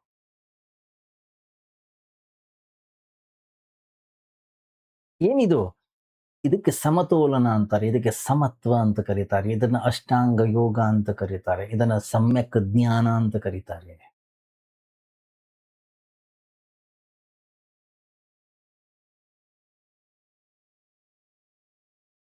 ನೋಡ್ಬೇಕು ನೀವು. ಅತಿಯಾದ ಎಕ್ಸರ್ಸೈಸ್ ವ್ಯಾಯಾಮವನ್ನು ಮಾಡ್ತಾರೆ. ಇಲ್ಲ ಸುಮ್ಮನೆ ಆಲಸ್ಯಗಳಾಗಿ ಒಂದು ಕಡೆ ಕೂತ್ಕೊಂಡು ಬಿಡ್ತಾರೆ. ಎರಡರ ನಡುವಿನ ಮಧ್ಯ ಬಿಂದು ಏನದು? ಸಮ್ಯಕ್ ಸ್ಥಿತಿ, ಸಮ್ಯಕ್ ವ್ಯಾಯಾಮ, ಸಮ್ಯಕ್ ಸಮಾಧಿ. ಏನು? ಮಧ್ಯದಲ್ಲಿ ನಿಲ್ಲುವಂಥದ್ದು.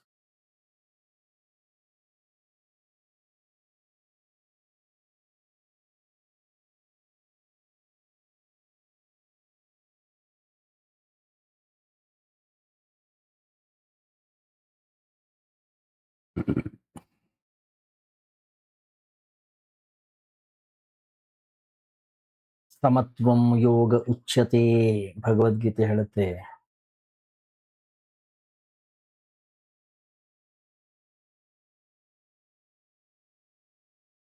ಹೊರಗಡೆಯ ಜಗತ್ತಿನ ಮೋಹವು ಇರಬಾರದು. ಒಳಗಡೆಯ ಮೋಹವು ಕೂಡ ಇರಬಾರದು.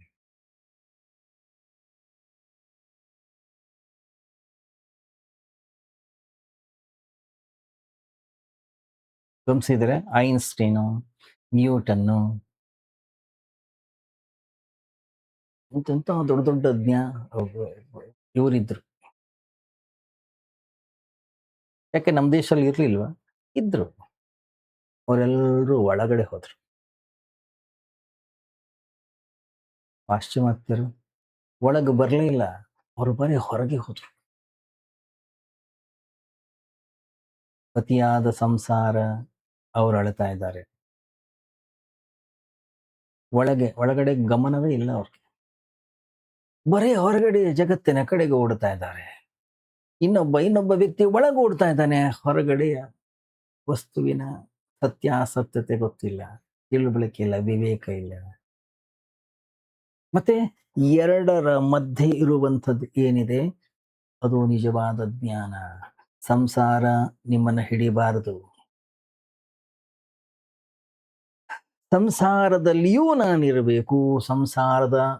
ಸಂಸಾರ ನನ್ನನ್ನ ಬಂಧಿಸಬಾರದು. ಇಲ್ಲಿ ಅತಿಯಾಗಿರ್ತಕ್ಕಂಥದ್ದು ವರ್ಜ್ಯ. ಮಧ್ಯದ ಮಾರ್ಗ ಅನ್ನೋದೇನಿದೆ ಅದನ್ನ ಸುವರ್ಣ ಮಾರ್ಗ, ಗೋಲ್ಡನ್ ಪಾತ್ ಅಂತ ಕರೀತಾರೆ.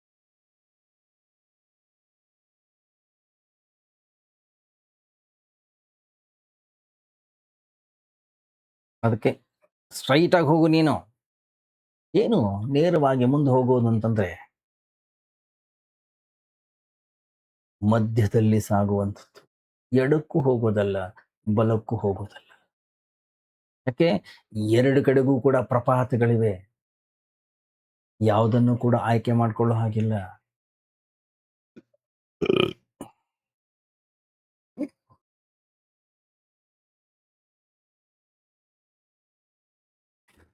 ಜಿದ್ದು ಕೃಷ್ಣಮೂರ್ತಿ ಅಂತ ಹೇಳಿ ಬಹಳ ದೊಡ್ಡ ಸಂತನಾಗಿ ಹೋದ. ಅವನು ಹೇಳದ ಚಾಯ್ಸ್ಲೆಸ್ನೆಸ್ ಅಥವಾ ಅವೇರ್ನೆಸ್. ಯಾವ್ದಾದ್ರು ಒಂದನ್ನು ಹಿಡ್ಕೊಂಡೆವೋ ನಾವು ಮುಳುಗೋಗ್ತೀವಿ. ಸತ್ಯ ತತ್ವದಿಂದ ನಾವು ವಂಚಿತರಾಗ್ತೀವಿ. ಹ್ಮ್. ಇದನ್ನೇ ಉಪನಿಷತ್ತಿನ ಭಾಷೆಯಲ್ಲಿ ಹೇಳೋದಾದ್ರೆ ಕ್ಷುರಸ್ಯ ಧಾರಾ ನಿಶಿತಾ ದುರತ್ಯಯ. ಕ್ಷೌರಿಕನ ಕತ್ತಿಯ ಅಲಗಿನ ಮೇಲೆ ನಡೆದ ಹಾಗೆ. ಯಾವುದು ಸಮತ್ವದಲ್ಲಿರುವಂಥದ್ದು. ಸಾಮಾನ್ಯವಾಗಿ ಯಾವ್ದಾದ್ರು ಒಂದು ಕಡೆಗೆ ವಾಲಿ ಬಿಡ್ತೀವಿ, ವಾಲಿದ್ರು ಬಿದ್ದು ಬಿಡ್ತೀವಿ. ನೀವು ಬಾವಿಗೆ ಬಿದ್ರೇನೋ ಪ್ರಪಾತಕ್ಕೆ ಬಿದ್ರೇನೋ ಬೀಳೋದೆ. ಒಂದ್ ಕಡೆಗೆ ಬಿದ್ದವನನ್ನ ಸಂಸಾರಿ ಅಂತ ಕರೀತಾರೆ, ಇನ್ನೊಂದು ಕಡೆ ಬಿದ್ದವನನ್ನ ಸನ್ಯಾಸಿ ಅಂತ ಕರೀತಾರೆ.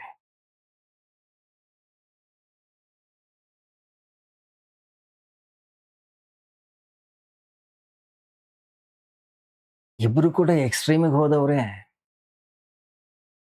ಆದರೆ ನಿಜವಾದ ಸನ್ಯಾಸಿ ಮಧ್ಯದಲ್ಲಿರ್ತಾನೆ. ಮಧ್ಯಮ ಮಾರ್ಗ, ಸಮತ್ವ. ಸಂಸಾರದಲ್ಲಿರ್ತಾನೆ, ಸಂಸಾರ ಅವನಿಗೆ ಅಂಟುಕೊಳ್ಳೋದಿಲ್ಲ. ಸಂಸಾರದ ಜೊತೆಗಿರ್ತಾನೆ, ಅದನ್ನು ಹಿಡಿಯೋದಿಲ್ಲ. ವಸ್ತುಗಳ ಜೊತೆಗಿರ್ತಾನೆ, ಹಣದ ಜೊತೆಗಿರ್ತಾನೆ, ಅವನು ಅವುಗಳ ಮೇಲೆ ವ್ಯಾಮೋಹ ಇರೋದಿಲ್ಲ. ಇದನ್ನ ಮಧ್ಯಮ ಮಾರ್ಗ ಅಂತ ಹೇಳಿ ಕರೀತಾರೆ.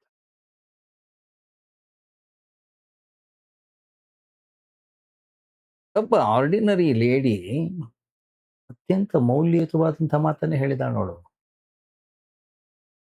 ಅದಕ್ಕೋಸ್ಕರನೇ ಆ ಗುರು ಅವಳನ್ನ ಪರೀಕ್ಷೆ ಮಾಡ್ಲಿಕ್ಕೆ ಹೋಗ್ತಾನೆ.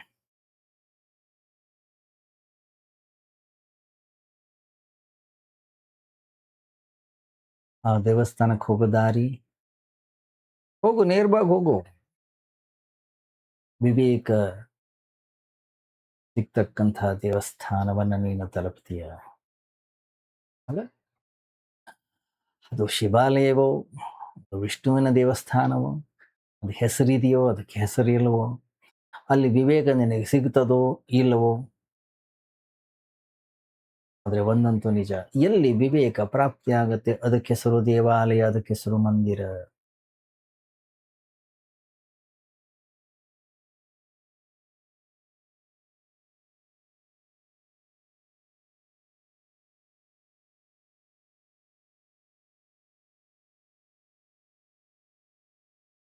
ಎಷ್ಟೋ ಜನ ಅವಳ ಮಾತುಗಳನ್ನು ಕೇಳ್ಕೊಂಡು ಮುಂದೆ ಹೋಗಿದ್ರು. ಏನೋ ಒಂದು ದೇವಸ್ಥಾನ ಸಿಕ್ಕಿದೆ, ಅವ್ರಿಗೆ ಸಿಕ್ಕಿಲ್ಲ ಅಂತಿಲ್ಲ. ಆದ್ರೆ ನಿಜವಾಗ್ಲೂ ಕೂಡ ಏನು ಜಾಗೃತಿ ಆಗಬೇಕಿತ್ತು, ಏನು ವಿಕಾಸ ಘಟಿಸಬೇಕಿತ್ತು, ಏನು ವಿವೇಕದ ಉದಯ ಅಂತಃಕರಣದ ಒಳಗಡೆ ಆಗಬೇಕಿತ್ತು, ಅದಾಗ್ಲಿಲ್ಲ, ಅದಾಗಿರ್ಲಿಲ್ಲ. ಅದಕ್ಕೆ ಅಯ್ಯೋ ಇವನು ಅದೇ ಆರ್ಡಿನರಿ ಟೆಂಪಲ್ಗೆ ಹೋಗ್ತಾನೆ ಅಂತ ಮಾತಾಡ್ಕೊಂಡಿದ್ದವ್ರು.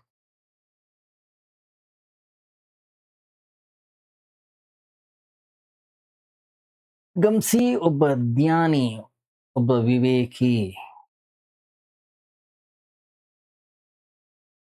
ಹೆಚ್ಚು ಕಡಿಮೆ ಅವಳು ಎಲ್ಲಿ ವಾಸವಾಗಿದ್ಲು ಅವನು ಅಲ್ಲೇ ವಾಸವಾಗಿದ್ದ. ಅವಳನ್ನ ಪರೀಕ್ಷೆ ಮಾಡ್ಲಿಕ್ಕೆ ಈ ತಿಳಿದಂತಹ ಜ್ಞಾನಿಯೇ ಹೋಗ್ತಾನೆ.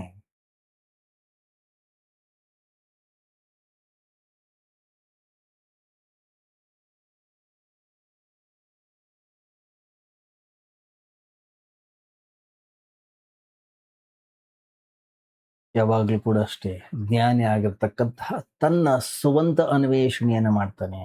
ಇನ್ನೊಬ್ಬರ ಮಾತುಗಳ ಮೇಲೆ ನಿರ್ಧಾರವನ್ನ ತೆಗೆದುಕೊಳ್ಳೋದಿಲ್ಲ. ಆದ್ರೆ ಅಜ್ಞಾನಿ ಮತ್ತೊಬ್ಬರು ಏನ್ ಹೇಳ್ತಾರೆ ಅದರ ಮೇಲೆ ಜೀವನವನ್ನು ಮಾಡ್ತಾನೆ. ಅವ್ರು ಏನ್ ಹೇಳ್ತಾರೆ ಅದನ್ನ ನಂಬ್ತಾನೆ. ಒಬ್ಬ ವ್ಯಕ್ತಿ ಬಂದು ಇಂಥವನು ಕೆಟ್ಟವನು ಅಂದ್ರೆ ಆಯ್ತು, ಅವನು ಕೆಟ್ಟವನೇ ಆಗ್ಬಿಡ್ತಾನ. ಅವನ ಅಂತಃಕರಣದೊಳಗಡೆ ಅವನ ಪ್ರತಿ ಅದೇ ಭಾವನೆ ಉಂಟಾಗ್ತದೆ. ಆದ್ರೆ ಜ್ಞಾನಿ ನಿಜವಾದ ಕಣ್ಣುಗಳಿಂದ ಬದುಕ್ತಾನೆ. ಅವನು ನೋಡ್ತಾನೆ. ಯಾರು ಏನೋ ಹೇಳಿದ್ರು ಇಲ್ಲ, ಅವನು ಅದನ್ನು ಒಪ್ಲಿಕ್ಕೆ ತಯಾರಿಲ್ಲ. ಯಾರು ಏನೋ ಹೇಳಿದ್ರು ಆ ಮಾತಿನ ಮೇಲೆ ಭರವಸೆಯನ್ನು ಅವನು ಇಟ್ಕೊಳ್ಳೋದಿಲ್ಲ. ಅಲ್ಲ, ಗಮನಿಸಿದರೆ ನೀವು, ಶಿವನಿಗೆ 3ನೇ ಕಣ್ಣು ಮಧ್ಯದಲ್ಲಿ. ಯಾಕೆ? ವಿವೇಕದ ಕಣ್ಣದು. ಏನೇ ಇರಲಿ ಅದನ್ನ ವಿವೇಕದ ಮೂಲಕ ನೋಡ್ತಾನೆ. ವಿವೇಕದ ಕಣ್ಣಂದ್ರೆ ಏನು? ದೃಷ್ಟಿಯ ಸಮತೋಲನವನ್ನ ಎರಡೂ ಕಣ್ಣುಗಳ ನಡುವೆ ಇರುವಂತದ್ದು, ಮಧ್ಯದಲ್ಲಿರ್ತಕ್ಕಂಥದ್ದು.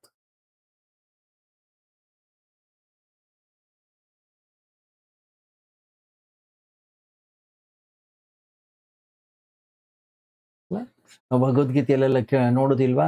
ನಾಸಾಗ್ರ ಅಂತಿದೆ. ಏನು? ಮೂಗಿನ ತುದಿ. ಮೂಗಿನ ತುದಿ ಅಂತಂದ್ರೆ ಮೂಗಿನ ತುದಿ ನೋಡ್ತಾ ಕೂತ್ಕೊಳ್ಳೋದಲ್ಲ, ಸಮತೋಲನದಲ್ಲಿ ಇಟ್ಕೊಳ್ಳುವಂಥದ್ದು ಅಂತ ಅರ್ಥ. ಯಾಕೆ? ದೃಷ್ಟಿ ಅನ್ನುವಂಥದ್ದು ಅಲ್ಲಿ ಸ್ಥಿರವಾಗಬೇಕು. ಮೂಗಿನ ತುದಿಯನ್ನ ನೋಡ್ತಾ ಕೂತ್ಕೊಳ್ಳೋದು ಸಾಧನೆ ಅಲ್ಲ.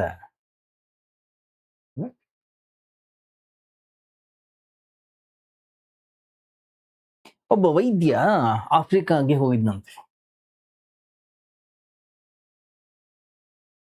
ಒಬ್ಬ ರೋಗಿಗೆ ಬಹಳಷ್ಟು ಚೆಕ್ ಮಾಡಿ ಕೊನೆಗೆ ಅವನೊಂದು ಔಷಧಿನ ಬರೆದು ಕೊಟ್ಟಪ್ಪ, ಇದನ್ನು ತಗೋ. 15 ದಿವಸ ಬಂದು ನೋಡ್ತಾನೆ, ಆ ಚೀಟಿಯನ್ನೇ ಅವನು ತಾಯ್ತ ತರ ಕಟ್ಕೊಂಡಿದ್ದಾನೆ. ಅವನಂದ, ಔಷಧಿ ತಗೊಳ್ಳಿಲ್ವಾ? ಇಲ್ಲ. ಮತ್ತೆ? ಇಲ್ಲ, ಇದನ್ನ ಕಟ್ಕೊಂಡಿದ್ದೇನೆ. ಮೂಗಿನ ತುದಿಯನ್ನ ನಾವು ನೋಡ್ತಾ ಕೂತ್ಕೊಳ್ಳೋದು ಒಂದು ತಾಯ್ತ ಕಟ್ಕೊಂಡ ಹಾಗೆ.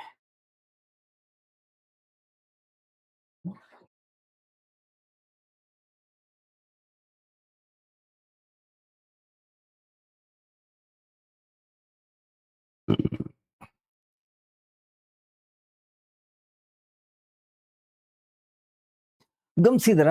ನಮ್ಮ ಬ್ರೈನ್, ನಮ್ಮ ಏನು ಮಿದುಳಿದೆ, ಮಿದುಳಲ್ಲಿ 2 ಭಾಗ ಇದೆ, ಒಂದು ಲೆಫ್ಟ್, ಒಂದು ರೈಟ್. ಲೆಫ್ಟ್ ಬಲ ಮಿದುಳು ಕೆಲಸ ಮಾಡಬೇಕು ಅಂತಂದ್ರೆ ಎಡಗೈ ಬಲ ಮಿದುಳು ಕೆಲಸ ಮಾಡುತ್ತದೆ, ಎಡ ಮಿದುಳು ಬಲಗೈ ಕೆಲಸ ಮಾಡುತ್ತೆ. ವಿರುದ್ಧವಾಗಿ ಕೆಲಸ ಮಾಡುತ್ತದೆ.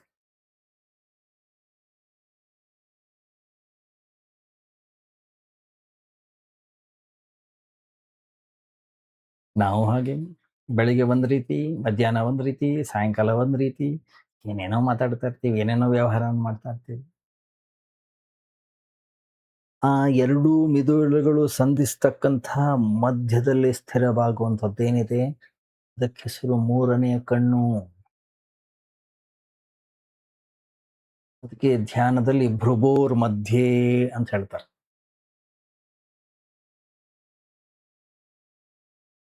ಯಾವಾಗ ನನ್ನ ದೃಷ್ಟಿಕೋನ ಅಲ್ಲಿ ಸ್ಥಿರವಾಯಿತು, ಎಲ್ಲವೂ ಕೂಡ ಶಾಂತವಾಗಿ.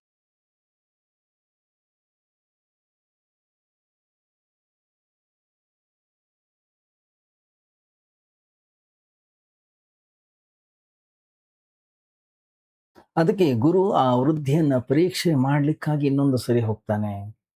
ಆದ್ರೆ ಉತ್ತರ ಮಾತ್ರ ಒಂದೇ, ಗೋ ಸ್ಟ್ರೇಟ್, ನೇರವಾಗಿ ಮುಂದೆ ಹೋಗು. ಗುರು ವಾಪಸ್ ಬರ್ತಾನೆ.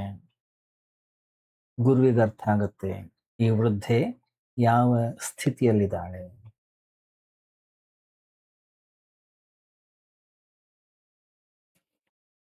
ಗಮನಿಸಿ, ಇಲ್ಲಿ ಗಮನಿಸಬೇಕಾಗಿರ್ತಕ್ಕಂಥ ಒಂದು ಸೂಕ್ಷ್ಮ ವಿಷಯ ಇದೆ. ಯಾಕೆ? ಯಾವ ಗುರು ಹೋಗಿದ್ದ ಅವನೊಬ್ಬ ಜ್ಞಾನಿಯಾಗಿದ್ದ. ಅವನೇ ಒಂದು ಮಂದಿರ. ಒಂದು ವೇಳೆ ಆ ವೃದ್ಧೆ ತನ್ನ ಸ್ವಯಂ ಅನುಭವದಿಂದ ಏನಾದ್ರೂ ಹೇಳಿದ್ದಿದ್ರೆ, ಆ ಗುರು ಬಂದ ಕೂಡಲೇ, ಸ್ವಾಮೀಜಿ ನೀವೇ ಜ್ಞಾನದ ಮಂದಿರ, ಇನ್ಯಾವ ಮಂದಿರಕ್ಕೆ ಹೋಗ್ತೀರಿ ನೀವು ಹೇಳ್ತಾ ಇದ್ರು. ಆದ್ರೆ ಅವಳೊಬ್ಳು ಸಾಧಾರಣ ಹೆಂಗಸು, ಎಲ್ಲರಿಗೂ ಕೊಟ್ಟ ಉತ್ತರವನ್ನೇ ಅವನಿಗೂ ಕೂಡ ಕೊಟ್ಲು. ಏನು ಹೊಸದೇನಲ್ಲ. ಅದಕ್ಕೆ ಆ ಗುರುಗೆ ಅರ್ಥ ಆಯ್ತು, ಓ ಇವಳು ಏನು ಮಾತಾಡ್ತಾ ಇದ್ದಾಳೆ, ಇವಳು ಸ್ವಂತ ಅನುಭವದ್ದಲ್ಲ. ಮತ್ತೆ ಇದು ಯಾರು ಹೇಳಿದ್ದಾರೆ? ಯಾಕೆ ಇವಳು ಆ ದೇವಸ್ಥಾನಕ್ಕೆ ಹೋಗೇ ಇಲ್ಲ. ಯಾರೋ ಹೇಳಿದ್ದಾರೆ ಇಲ್ಲೇ ಮುಂದೆ ಹೋದ್ರೆ ಅಲ್ಲೊಂದು ದೇವಸ್ಥಾನ ಇದೆ ಅಂತ, ಅದನ್ನೇ ಕಂಠಪಾಠ ಮಾಡ್ಕೊಂಡಿದ್ದಾಳೆ. ಬಂದವ್ರಿಗೆಲ್ಲ ಅದನ್ನೇ ಹೇಳ್ತಾ ಇದ್ದಾಳೆ, ಅದನ್ನೇ ಬಂಡವಾಳ ಮಾಡ್ಕೊಂಡಿದ್ದಾಳೆ.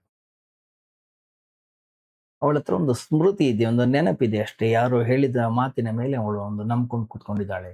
ಅವಳ ಮಾತುಗಳು ಅನುಭವದಿಂದ ಬಂದಿರತಕ್ಕಂಥದ್ದಲ್ಲ.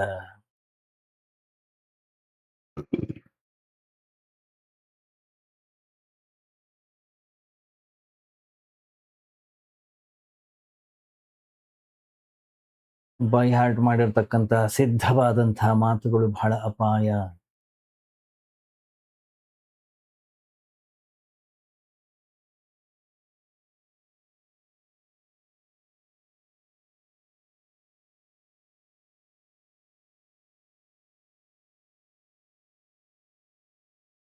ಗಮನಿಸಿ, ಎಲ್ಲಿ ವಿವೇಕ ಜಾಗೃತವಾಗುತ್ತೋ ಅದೇ ನಿಜವಾದ ಮಂದಿರ, ಅದೇ ನಿಜವಾದ ದೇವಸ್ಥಾನ.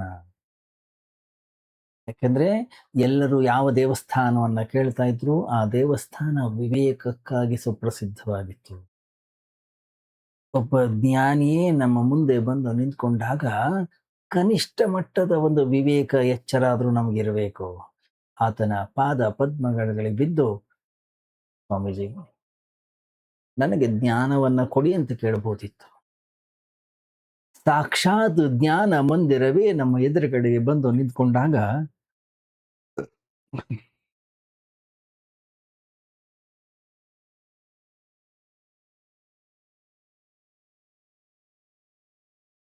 ಏಯ್, ದೇವರನ್ನು ಹುಡ್ಕೊಂಡು ಎಲ್ಲ ಹೋಗ್ತಾ ಇದ್ದೀರಲ್ಲ, ಸಾಕ್ಷಾತ್ ಭಗವಂತನೆಂಬ ಜ್ಞಾನ, ಬನ್ನಿ ಇಲ್ಲಿ ಜ್ಞಾನವನ್ನ ಪಡೀರಿ, ಇಲ್ಲಿ ತಿಳ್ಕೊಳ್ಳಿ ಅಂತ ಹೇಳ್ಬೋದು. ಯಾಕೆ ಭಗವಂತನನ್ನು ಹುಡ್ಕೊಂಡು ನಾವು ಹೋಗುವ ಅವಶ್ಯಕತೆ ಇಲ್ಲ. ಭಗವಂತನೇ ನಮ್ಮ ಮನೆಗೆ ಬಂದಿದ್ದಾನೆ ಒಬ್ಬ ಗುರುವಿನ ರೂಪದಲ್ಲಿ. ಆದ್ರೆ ಅವಳು ಮುಖ ಕೂಡ ನೋಡ್ಲಿಲ್ಲ. ಅವಳದು ರೆಡಿಮೇಡ್, ಯಾರೋ ಕೇಳಿ ರೆಡಿಮೇಡ್ ಆನ್ಸರ್ ಪಟ್ ಅಂತ ಹೇಳಿದ್ಲು. ಅದು ಹೇಗೆ ತಾಂತ್ರಿಕವಾಗಿ ಡೈಲಿ ಹೇಳಿ ಅಭ್ಯಾಸ.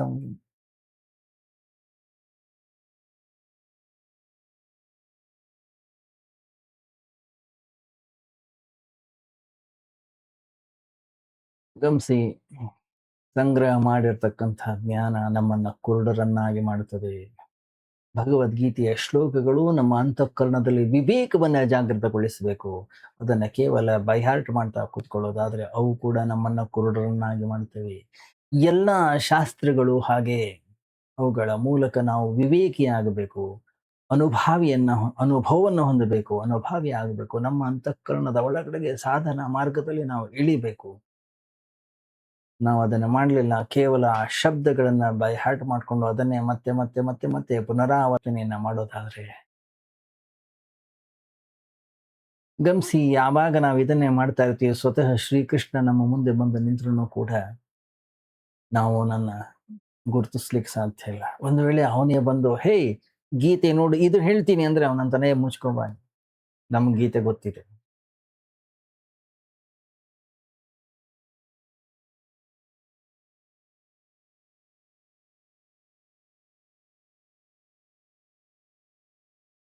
ಹ್ಮ್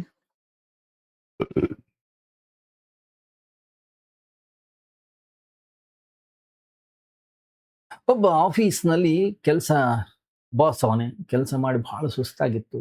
ಬಂದರು, ಮನೆಗೆ ಬಂದ, ಸಾಕಾಗ್ಬಿಟ್ಟಿತ್ತು.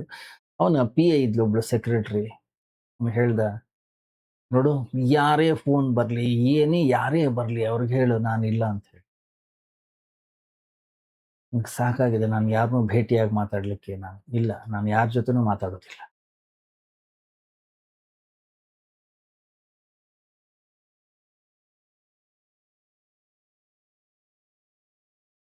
ಫೋನ್ ಬಂತು, ಅವನ ಹೆಂಡ್ತಿದೆ.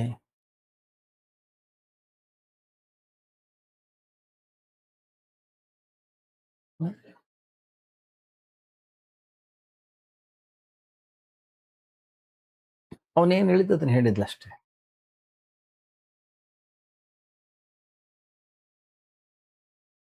ಯಾಕೆ ಅಷ್ಟೇ ಹೇಳಿದ್ದು. ಇನ್ನೊಂದ್ ಸರಿ ಒಂದು ಮೆಡಿಕಲ್ ಶಾಪಲ್ಲಿ ಪಾಪ ಅವನೆಲ್ಲೋ ಹೋಗಿದ್ದ. ಹಲೋ ಅನ್ನೋ ಅಷ್ಟೇ, ಫೋನ್ ಇಟ್ಬಿಡು. ಪಾಪ ಅವನಿಗೇನು ಗೊತ್ತಿಲ್ಲ. ಅವ್ನು ಕೇಳಿದ್ರು, ಎರೋಮೈಸಿನ್ ಅಂತಕ್ಕಂಥ ಔಷಧಿ ಇದೆಯಾ ನಿನ್ನ ಹತ್ರ ಅಂದ. ಸರ್, ನನಗೆ ಹಲೋ ಅನ್ನೋದು ಒಂದು ಬಿಟ್ಟು ಬೇರೆ ಏನು ಕೂಡ ಗೊತ್ತಿಲ್ಲ. ಯಾಕಂದ್ರೆ ಇಲ್ಲಿ ನಾನು ಕಸ ಹೊಡಿಯೋನಷ್ಟೇ. ಇದಕ್ಕಿಂತ ಹೆಚ್ಚಿಗೆ ನಂಗೇನು ಕೂಡ ಗೊತ್ತಿಲ್ಲ.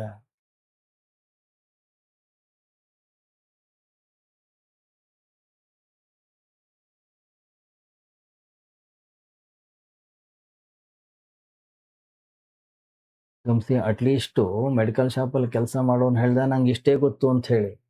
ಅವಳು ಹಾಗಲ್ಲ. ಅವಳು ಫೋನ್ ಮಾಡಿದ್ರೆ ಇಲ್ಲ ಫೋನ್ ಇಟ್ಬಿಡ್ತಿದ್ಳು. ಇವತ್ತು ಆಗಲ್ಲ ಇಟ್ಬಿಡ್ತಿದ್ಳು ಅವಳು. ಗಮನಿಸಿ ವ್ಯಕ್ತಿಯ ಅಂತಃಕರಣದ ಒಳಗಡೆಗೆ ವಿವೇಕ ಇಲ್ಲದೆ ಕೇವಲ ಸಿದ್ಧ ಉತ್ತರಗಳನ್ನು ಹಿಡ್ಕೊಂಡು ಹೋದ್ರೆ ನಾವು ಭಗವಂತನನ್ನ ಪಡೀಲಿಕ್ಕೆ ಸಾಧ್ಯ ಇಲ್ಲ.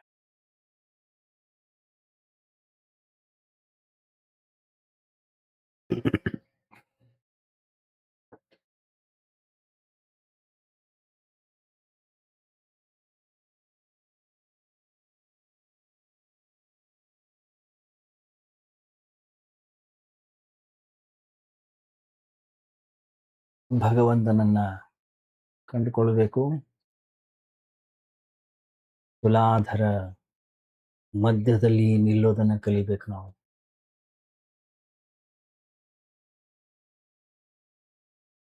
ಯಾವ ಕಡೆಗೂ ಕೂಡ ನಾನು ವಾಲಬಾರದು.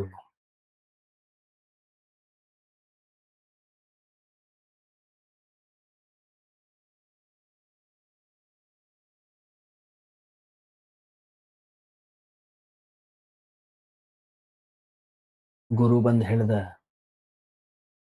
ಏನಂತ? ಅವಳೊಬ್ಬ ಅಜ್ಞಾನಿ. ಇಲ್ಲ ಹೇಳಲಿಲ್ಲ.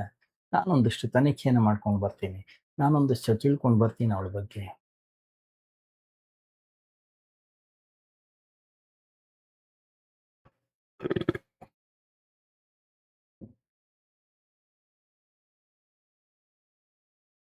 ಅವಳನ್ನು ಹೋಗಿ ನೋಡ್ದ, ಪರಿಶೀಲನೆಯನ್ನು ಮಾಡ್ದ. ಅವಳೊಬ್ಬ ಅಜ್ಞಾನಿ. ಏನಂದ್ರೆ ಅದೇ ಮಾತಾಡ್ತಾಳೆ. ಇಲ್ಲ ನಿಂದನೆಯನ್ನ ಮಾಡಲಿಲ್ಲ. ನಾವೆಲ್ಲ ನಿಂದನೆ ಮಾಡೋದ್ರಲ್ಲಿ ಆನಂದವನ್ನು ಹೊಂದುತ್ತೀವಿ.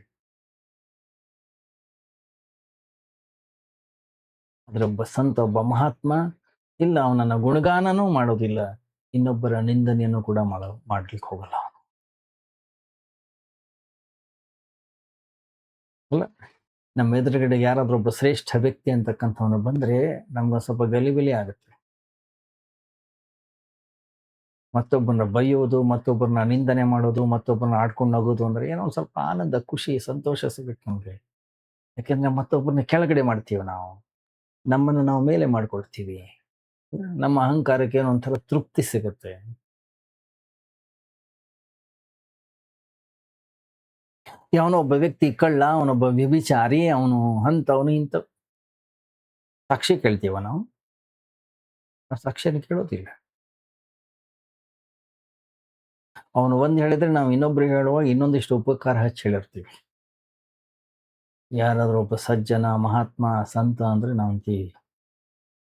ಇನ್ನೂ ಒಂದು ಬಣ್ಣ ಬಯಲಾಗಿಲ್ಲ, ನಾಳೆ ಬಣ್ಣ ಬಯಲಾದ್ರೆ ನಿಮ್ಗೆ ಗೊತ್ತಾಗುತ್ತೆ.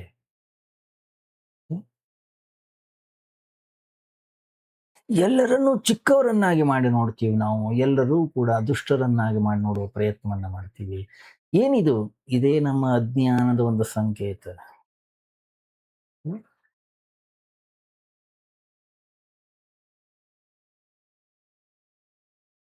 ತಿಳಿದಂತಹ ವ್ಯಕ್ತಿ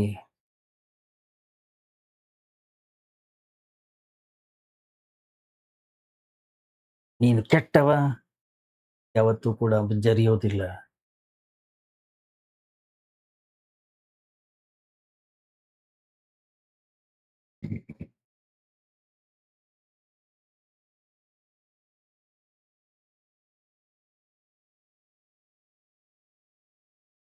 ಅದಕ್ಕೆ ಹೇಳಿದ್ದು ಮಧ್ಯಮ ಮಾರ್ಗ. ಗಮನಿಸಿ, ಒಂದು ಕ್ಲಾಸ್ ರೂಮ್ ನಲ್ಲಿ 100 ಜನ ಮಕ್ಕಳಿದ್ರು. 50 ಜನರನ್ನ ಬದಲಾಯಿಸಿದ್ರು, ಬೇರೆ ಬೇರೆ ಮಾಡಿದ್ರು. ಅತ್ಯಂತ ಸುಲಭವಾದ ಪ್ರಶ್ನೆ ಅದು. ಆದ್ರೆ ಒಂದು ಕ್ಲಾಸ್ ಮಕ್ಕಳಿಗೆ ಹೇಳಿದ್ರು, ಇದು ಅತ್ಯಂತ ಕ್ಲಿಷ್ಟಕರವಾಗಿರ್ತಕ್ಕಂಥ ಒಂದು ಪ್ರಶ್ನೆ. ಇದನ್ನ ಯಾರು ಕೂಡ ಆನ್ಸರ್ ಮಾಡಿಲ್ಲ. ದೊಡ್ಡ ದೊಡ್ಡ ವಿಜ್ಞಾನಿಗಳೇ ಕೂಡ ಇದರಲ್ಲಿ ಫೇಲ್ ಆಗಿದ್ದಾರೆ ಅಂತ ಹೇಳಿ ಅತ್ಯಂತ ಸರಳವಾದಂತಹ ಪ್ರಶ್ನೆಯನ್ನು ಅವ್ರಿಗೆ ಕೇಳಿದ್ರು. ಗೊತ್ತಾ ನಿಮಗೆ? 50 ಜನ ಇರೋ ಮಕ್ಕಳಲ್ಲಿ ಬರೀ ಇಬ್ಬರು ಮಾತ್ರ ಸರಿಯಾದ ಉತ್ತರವನ್ನು ಕೊಟ್ರು. ಇನ್ನೊಂದು 50 ಜನರಿಗೆ ಹೇಳಿದ್ರು ಅವರು, "ನಾವು ಇವತ್ತು ನಿಮ್ಗೆ ಕೇಳ್ತಾ ಇರ್ತಕ್ಕಂತಹ ಪ್ರಶ್ನೆ, ನೀವೆಲ್ಲ 10ನೇ ಕ್ಲಾಸ್ ಓದ್ತಾ ಇರ್ತಕ್ಕಂಥ ಮಕ್ಕಳು, ಸಣ್ಣ ಮಗು ಎಲ್-ಕೆ-ಜಿ ಮಗು ಕೂಡ ಇದನ್ನ ಉತ್ತರ ಕೊಡಬಹುದು. ಅದರಿಂದ ನೀವು ಯಾರು ಏನು ತಲೆಬಿಸಿ ಮಾಡ್ಕೊಳ್ಳೋ ಅವಶ್ಯಕತೆ ಇಲ್ಲ" ಅಂತ ಹೇಳಿ ಅವನಿಗೆ ಅದೇ ಪ್ರಶ್ನೆಯನ್ನ ಕೇಳಿದ್ರು. ಆಶ್ಚರ್ಯ, 48 ಜನ ಸರಿಯಾದ ಉತ್ತರವನ್ನ ಕೊಟ್ರು. ಯಾಕೆ? ನಾವು ಏನು ಕಲ್ಪನೆಯನ್ನ ಕೊಡ್ತೀವಿ, ಆ ರೀತಿಯಲ್ಲಿ ನಮ್ಮ ಜೀವನ ನಿರ್ಮಾಣವಾಗ್ತದೆ. ನಾವು ನಮ್ಮ ಮಕ್ಕಳಿಗೆ ನೀನೊಬ್ಬ ದಡ್ಡ, ನೀನೊಂದು ಗೂಬೆ, ನೀನೊಬ್ಬ ಮೋಸಗಾರ, ನೀನು ಗುಂಡು ಕಲ್ಲು ಇದ್ದಂಗೆ, ನೀನು ಅಂಥವ್, ನೀನು ಇಂಥವ್, ನಾವು ಹೇಳಿ, ಹೇಳಿ, ಹೇಳಿ, ಹೇಳಿ ಅದನ್ನೇ ಮಾಡ್ಬಿಡ್ತೀವಿ. ಒಂದು ವೇಳೆ ಒಬ್ಬ ಜ್ಞಾನಿಯ ಬಳಿ ಹೋದ್ರೆ, ಒಬ್ಬ ಸಂತನ ಬಳಿ ಹೋದರೆ, ಎಂಥ ದುಷ್ಟ ವ್ಯಕ್ತಿ ಹೋಗ್ಲಿ, ಅವನು ನಿಮ್ಗೇನ್ ಹೇಳ್ತಾನೆ ಗೊತ್ತಾ? ಅಪ್ಪ, ನೀನು ಬ್ರಹ್ಮಸ್ವರೂಪ. ನಿನ್ನಲ್ಲೂ ಒಳ್ಳೆಯತನ ಇದೆ. ನಿನ್ನ ಅಸ್ತಿತ್ವ ಭಗವಂತ ಆತ್ಮತತ್ವ, ಅಲ್ಲಿ ಹೋಗು ನೀನು, ಅದನ್ನು ಅರ್ಥಕೋ. ನೀನು ಕೇವಲ ನಿನ್ನ ದೇಹ ಅಂತ ತಿಳ್ಕೊಂಡಿದ್ಯಾ, ನೀನು ದೇಹ ಅಲ್ಲ. ನಿನ್ನ ಹಣ, ನಿನ್ನ ಹುದ್ದೆ, ನಿನ್ನ ಪ್ರತಿಷ್ಠೆ, ನಿನ್ನ ಈ ಪದವಿ, ಇವ್ಯಾವು ಕೂಡ ಶಾಶ್ವತ ಅಲ್ಲ. ಇವುಗಳ ಜೊತೆಗೆ ನಿನ್ನನ್ನ ನೀನು ಬಂಧಿಸಿಕೊಳ್ಬೇಡ, ಗುರುತಿಸಿಕೊಳ್ಬೇಡ.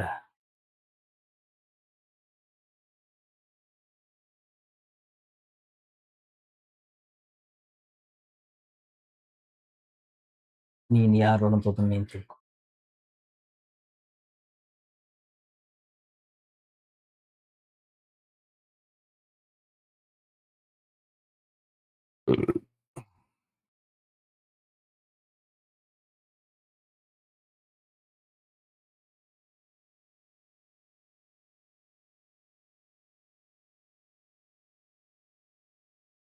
ಗಮನಿಸಿ, ಯಾವ ವ್ಯಕ್ತಿಯ ಬಳಿ ನಾವು ಹೋದಾಗ ನಮ್ಮ ಅಂತಃಕರಣದ ಒಳಗಡೆಗೆ ವಿವೇಕವನ್ನ ಜಾಗೃತಗೊಳಿಸ್ತಾನೋ,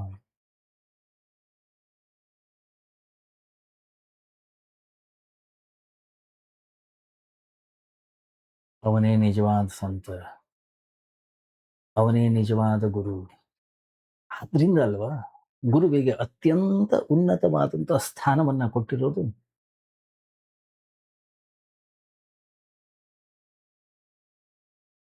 ಯಾಕೆ? ನಾನೀನು ಈ ಶರೀರ ನಾನು ಅಂತ ಹೇಳಿ ತಿಳ್ಕೊಂಡಿದ್ದೀನಿ. ಇಲ್ಲ, ಅದಲ್ಲ ನೀನು, ಇದನ್ನ ಬೆಳಗ್ತಾ ಇರತಕ್ಕಂಥ ಶುದ್ಧ ತತ್ವ ನೀನು ಅಂತ ಹೇಳಿ ತೋರಿಸ್ಕೊಡ್ತಾನೆ. ಯಾಕೆ ಹೇಳಿ?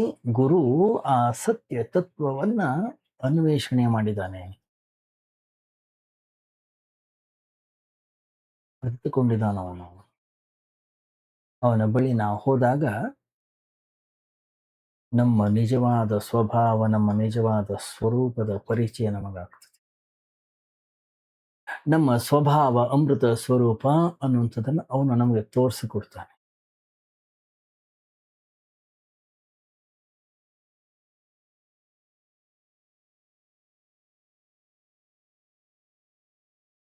ಅಲ್ಲ, ಒಂದು ಶಬ್ದ ಇದೆ, ಸ್ವಸ್ಥ, ಸ್ವಾಸ್ಥ್ಯ, ಅಲ್ಲ.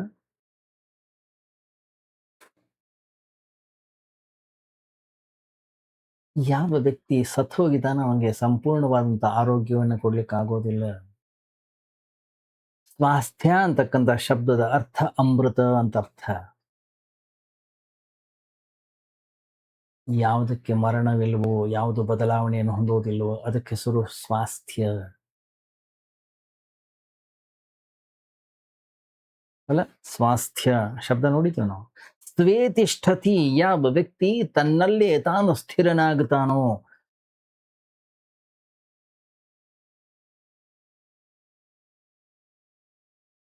ಅಂತವನನ್ನ ಸ್ವಸ್ಥ. ಸ್ವ, ಸ್ವ ಅಂದ್ರೆ ನನ್ನಲ್ಲಿ ಸ್ಥಿತನಾಗಿರ್ತಕ್ಕಂಥವನು, ಸ್ಥಿರನಾಗಿರ್ತಕ್ಕಂಥವನು.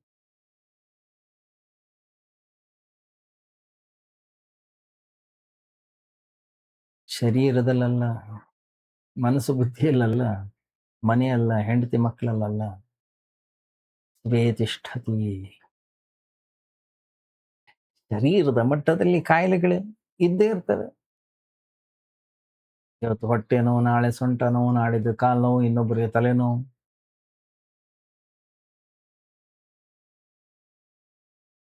ಒಂದು ಕಾಯಿಲೆನ ಸರಿ ಮಾಡಿದ್ರೆ ಇನ್ನೊಂದು ಕಾಯಿಲೆ, ಅದನ್ನ ಸರಿ ಮಾಡ್ಲಿಕ್ಕೆ ಹೋದ್ರೆ ಮತ್ತೊಂದು.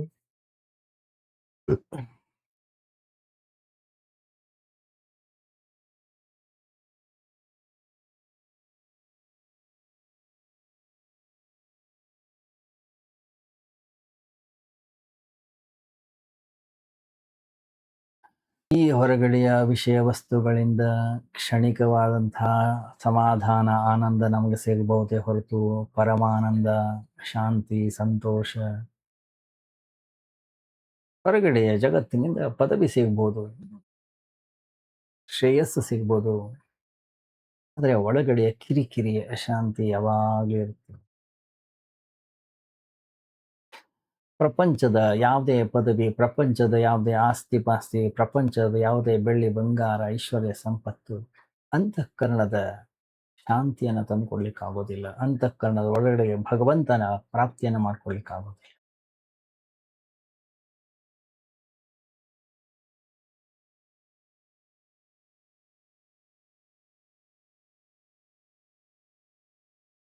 ಆದ್ರಿಂದ ಮತ್ತೊಬ್ಬ ವ್ಯಕ್ತಿಯನ್ನ ಬೈಯೋದು ಇಲ್ಲ, ಇನ್ನೊಬ್ಬ ವ್ಯಕ್ತಿಯನ್ನ ಹೊಗಳೋ ಅವಶ್ಯಕತೆಯೂ ಇಲ್ಲ. ಮತ್ತೆ ನನ್ನನ್ನು ನಾನು ತನಿಖೆ ಮಾಡ್ಕೊಳ್ಬೇಕು, ನನ್ನ ಒಳಗಡೆಗೆ ನಾನು ಇಳಿಬೇಕು, ನನ್ನನ್ನು ನಾನು ವಿಶ್ಲೇಷಣೆಯನ್ನ ಮಾಡ್ಕೊಳ್ಬೇಕು.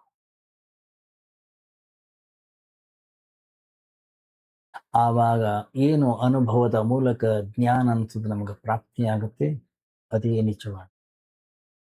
ಎಲ್ಲಿ ತನಕ ಈ ರೀತಿಯ ಸಾಧನೆಯನ್ನ ನಾವು ಮಾಡೋದಿಲ್ಲ, ಅಲ್ಲಿ ತನಕ ಹೊರಗಡೆಯ ಜಗತ್ತಿನ ಶಬ್ದಗಳನ್ನ, ವಿಚಾರಗಳನ್ನ, ಉದಾಹರಣೆಗಳನ್ನ ಸಾಲ ತಗೊಳ್ತಾ ಇರ್ತೀವಿ, ಅದನ್ನೇ ಹೇಳ್ತಾ ಇರ್ತೀವಿ ಅಷ್ಟು. ಅದಲ್ಲ ನಿಜವಾದ ಜ್ಞಾನ. ನಿಜವಾದ ಜ್ಞಾನ ನನ್ನನ್ನು ನಾನು ಅರ್ಥ ಮಾಡ್ಕೊಳ್ಳುವಂಥ. ಮುಂದುವರಿಯುತ್ತೆ ನಾಳೆ ಚಿಂತನೆ. ಓಂ ಸರ್ವೇ ಭವಂತು ಸುಖಿನಃ, ಸರ್ವೇ ಸಂತು ನಿರಾಮಯಾಃ, ಸರ್ವೇ ಭದ್ರಾಣಿ ಪಶ್ಯಂತು, ಮಾ ಕಶ್ಚಿತ್ ದುಃಖ ಭಾಗ್ ಭವೇತ್. ಅಸತೋ ಮಾ ಸದ್ಗಮಯ, ತಮಸೋ ಮಾ ಜ್ಯೋತಿರ್ಗಮಯ, ಮೃತ್ಯೋರ್ಮಾ ಅಮೃತಂಗಮಯ. ಓಂ ಶಾಂತಿ ಶಾಂತಿ ಶಾಂತಿ. ಹರಿ ಓಂ. ಶ್ರೀ ಗುರುಭ್ಯೋ ನಮಃ. ಹರಿ ಓಂ.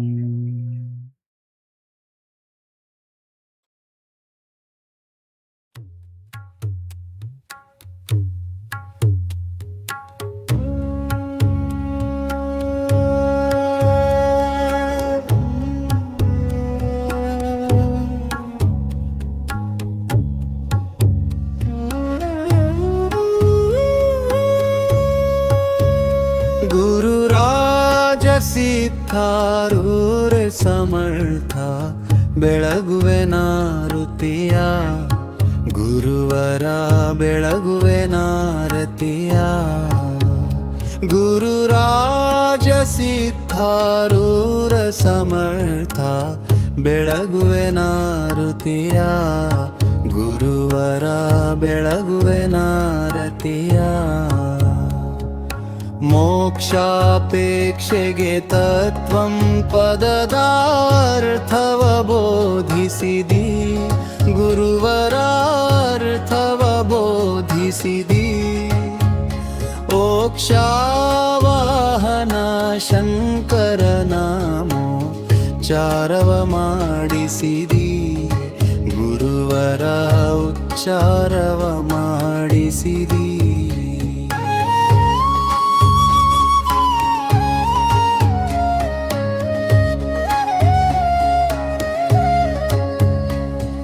ಶ್ಯಾಮಧಾಮ ಶ್ರೀರಾಮ ಭಿನ್ನ ಶಂಕರ ನೀನಿರುವಿ, ಗುರುವರ ಶಂಕರ ನೀನಿರುವಿ. ಕಾಮಕ್ರೋಧವ ನಾಶಿಸಿ ಜಗದುಳು ಶಾಂತಿಯ ಬೀರಿದಿ, ಗುರುವರ ಶಾಂತಿಯ ಬೀರಿದಿ. ಚರಣ ಭಜಕರ ದುರಿತದುಂದವ ತ್ವರಿತದಿ ನಾಶಿಸಿದಿ, ಗುರುವರ ತ್ವರಿತದಿ ನಾಶಿಸಿದಿ. ವರಭ್ರೂಲತಾಪುರ ದೈವದಿಂದಲೇ ನಿರುತದಿ ವಾಸಿಸಿದಿ ಗುರುವರ ನಿರುತದಿ ವಾಸಿಸಿದಿ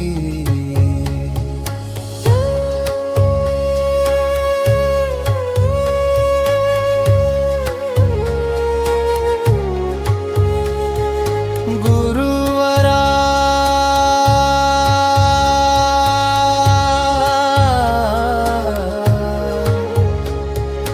ನಿರುತದಿ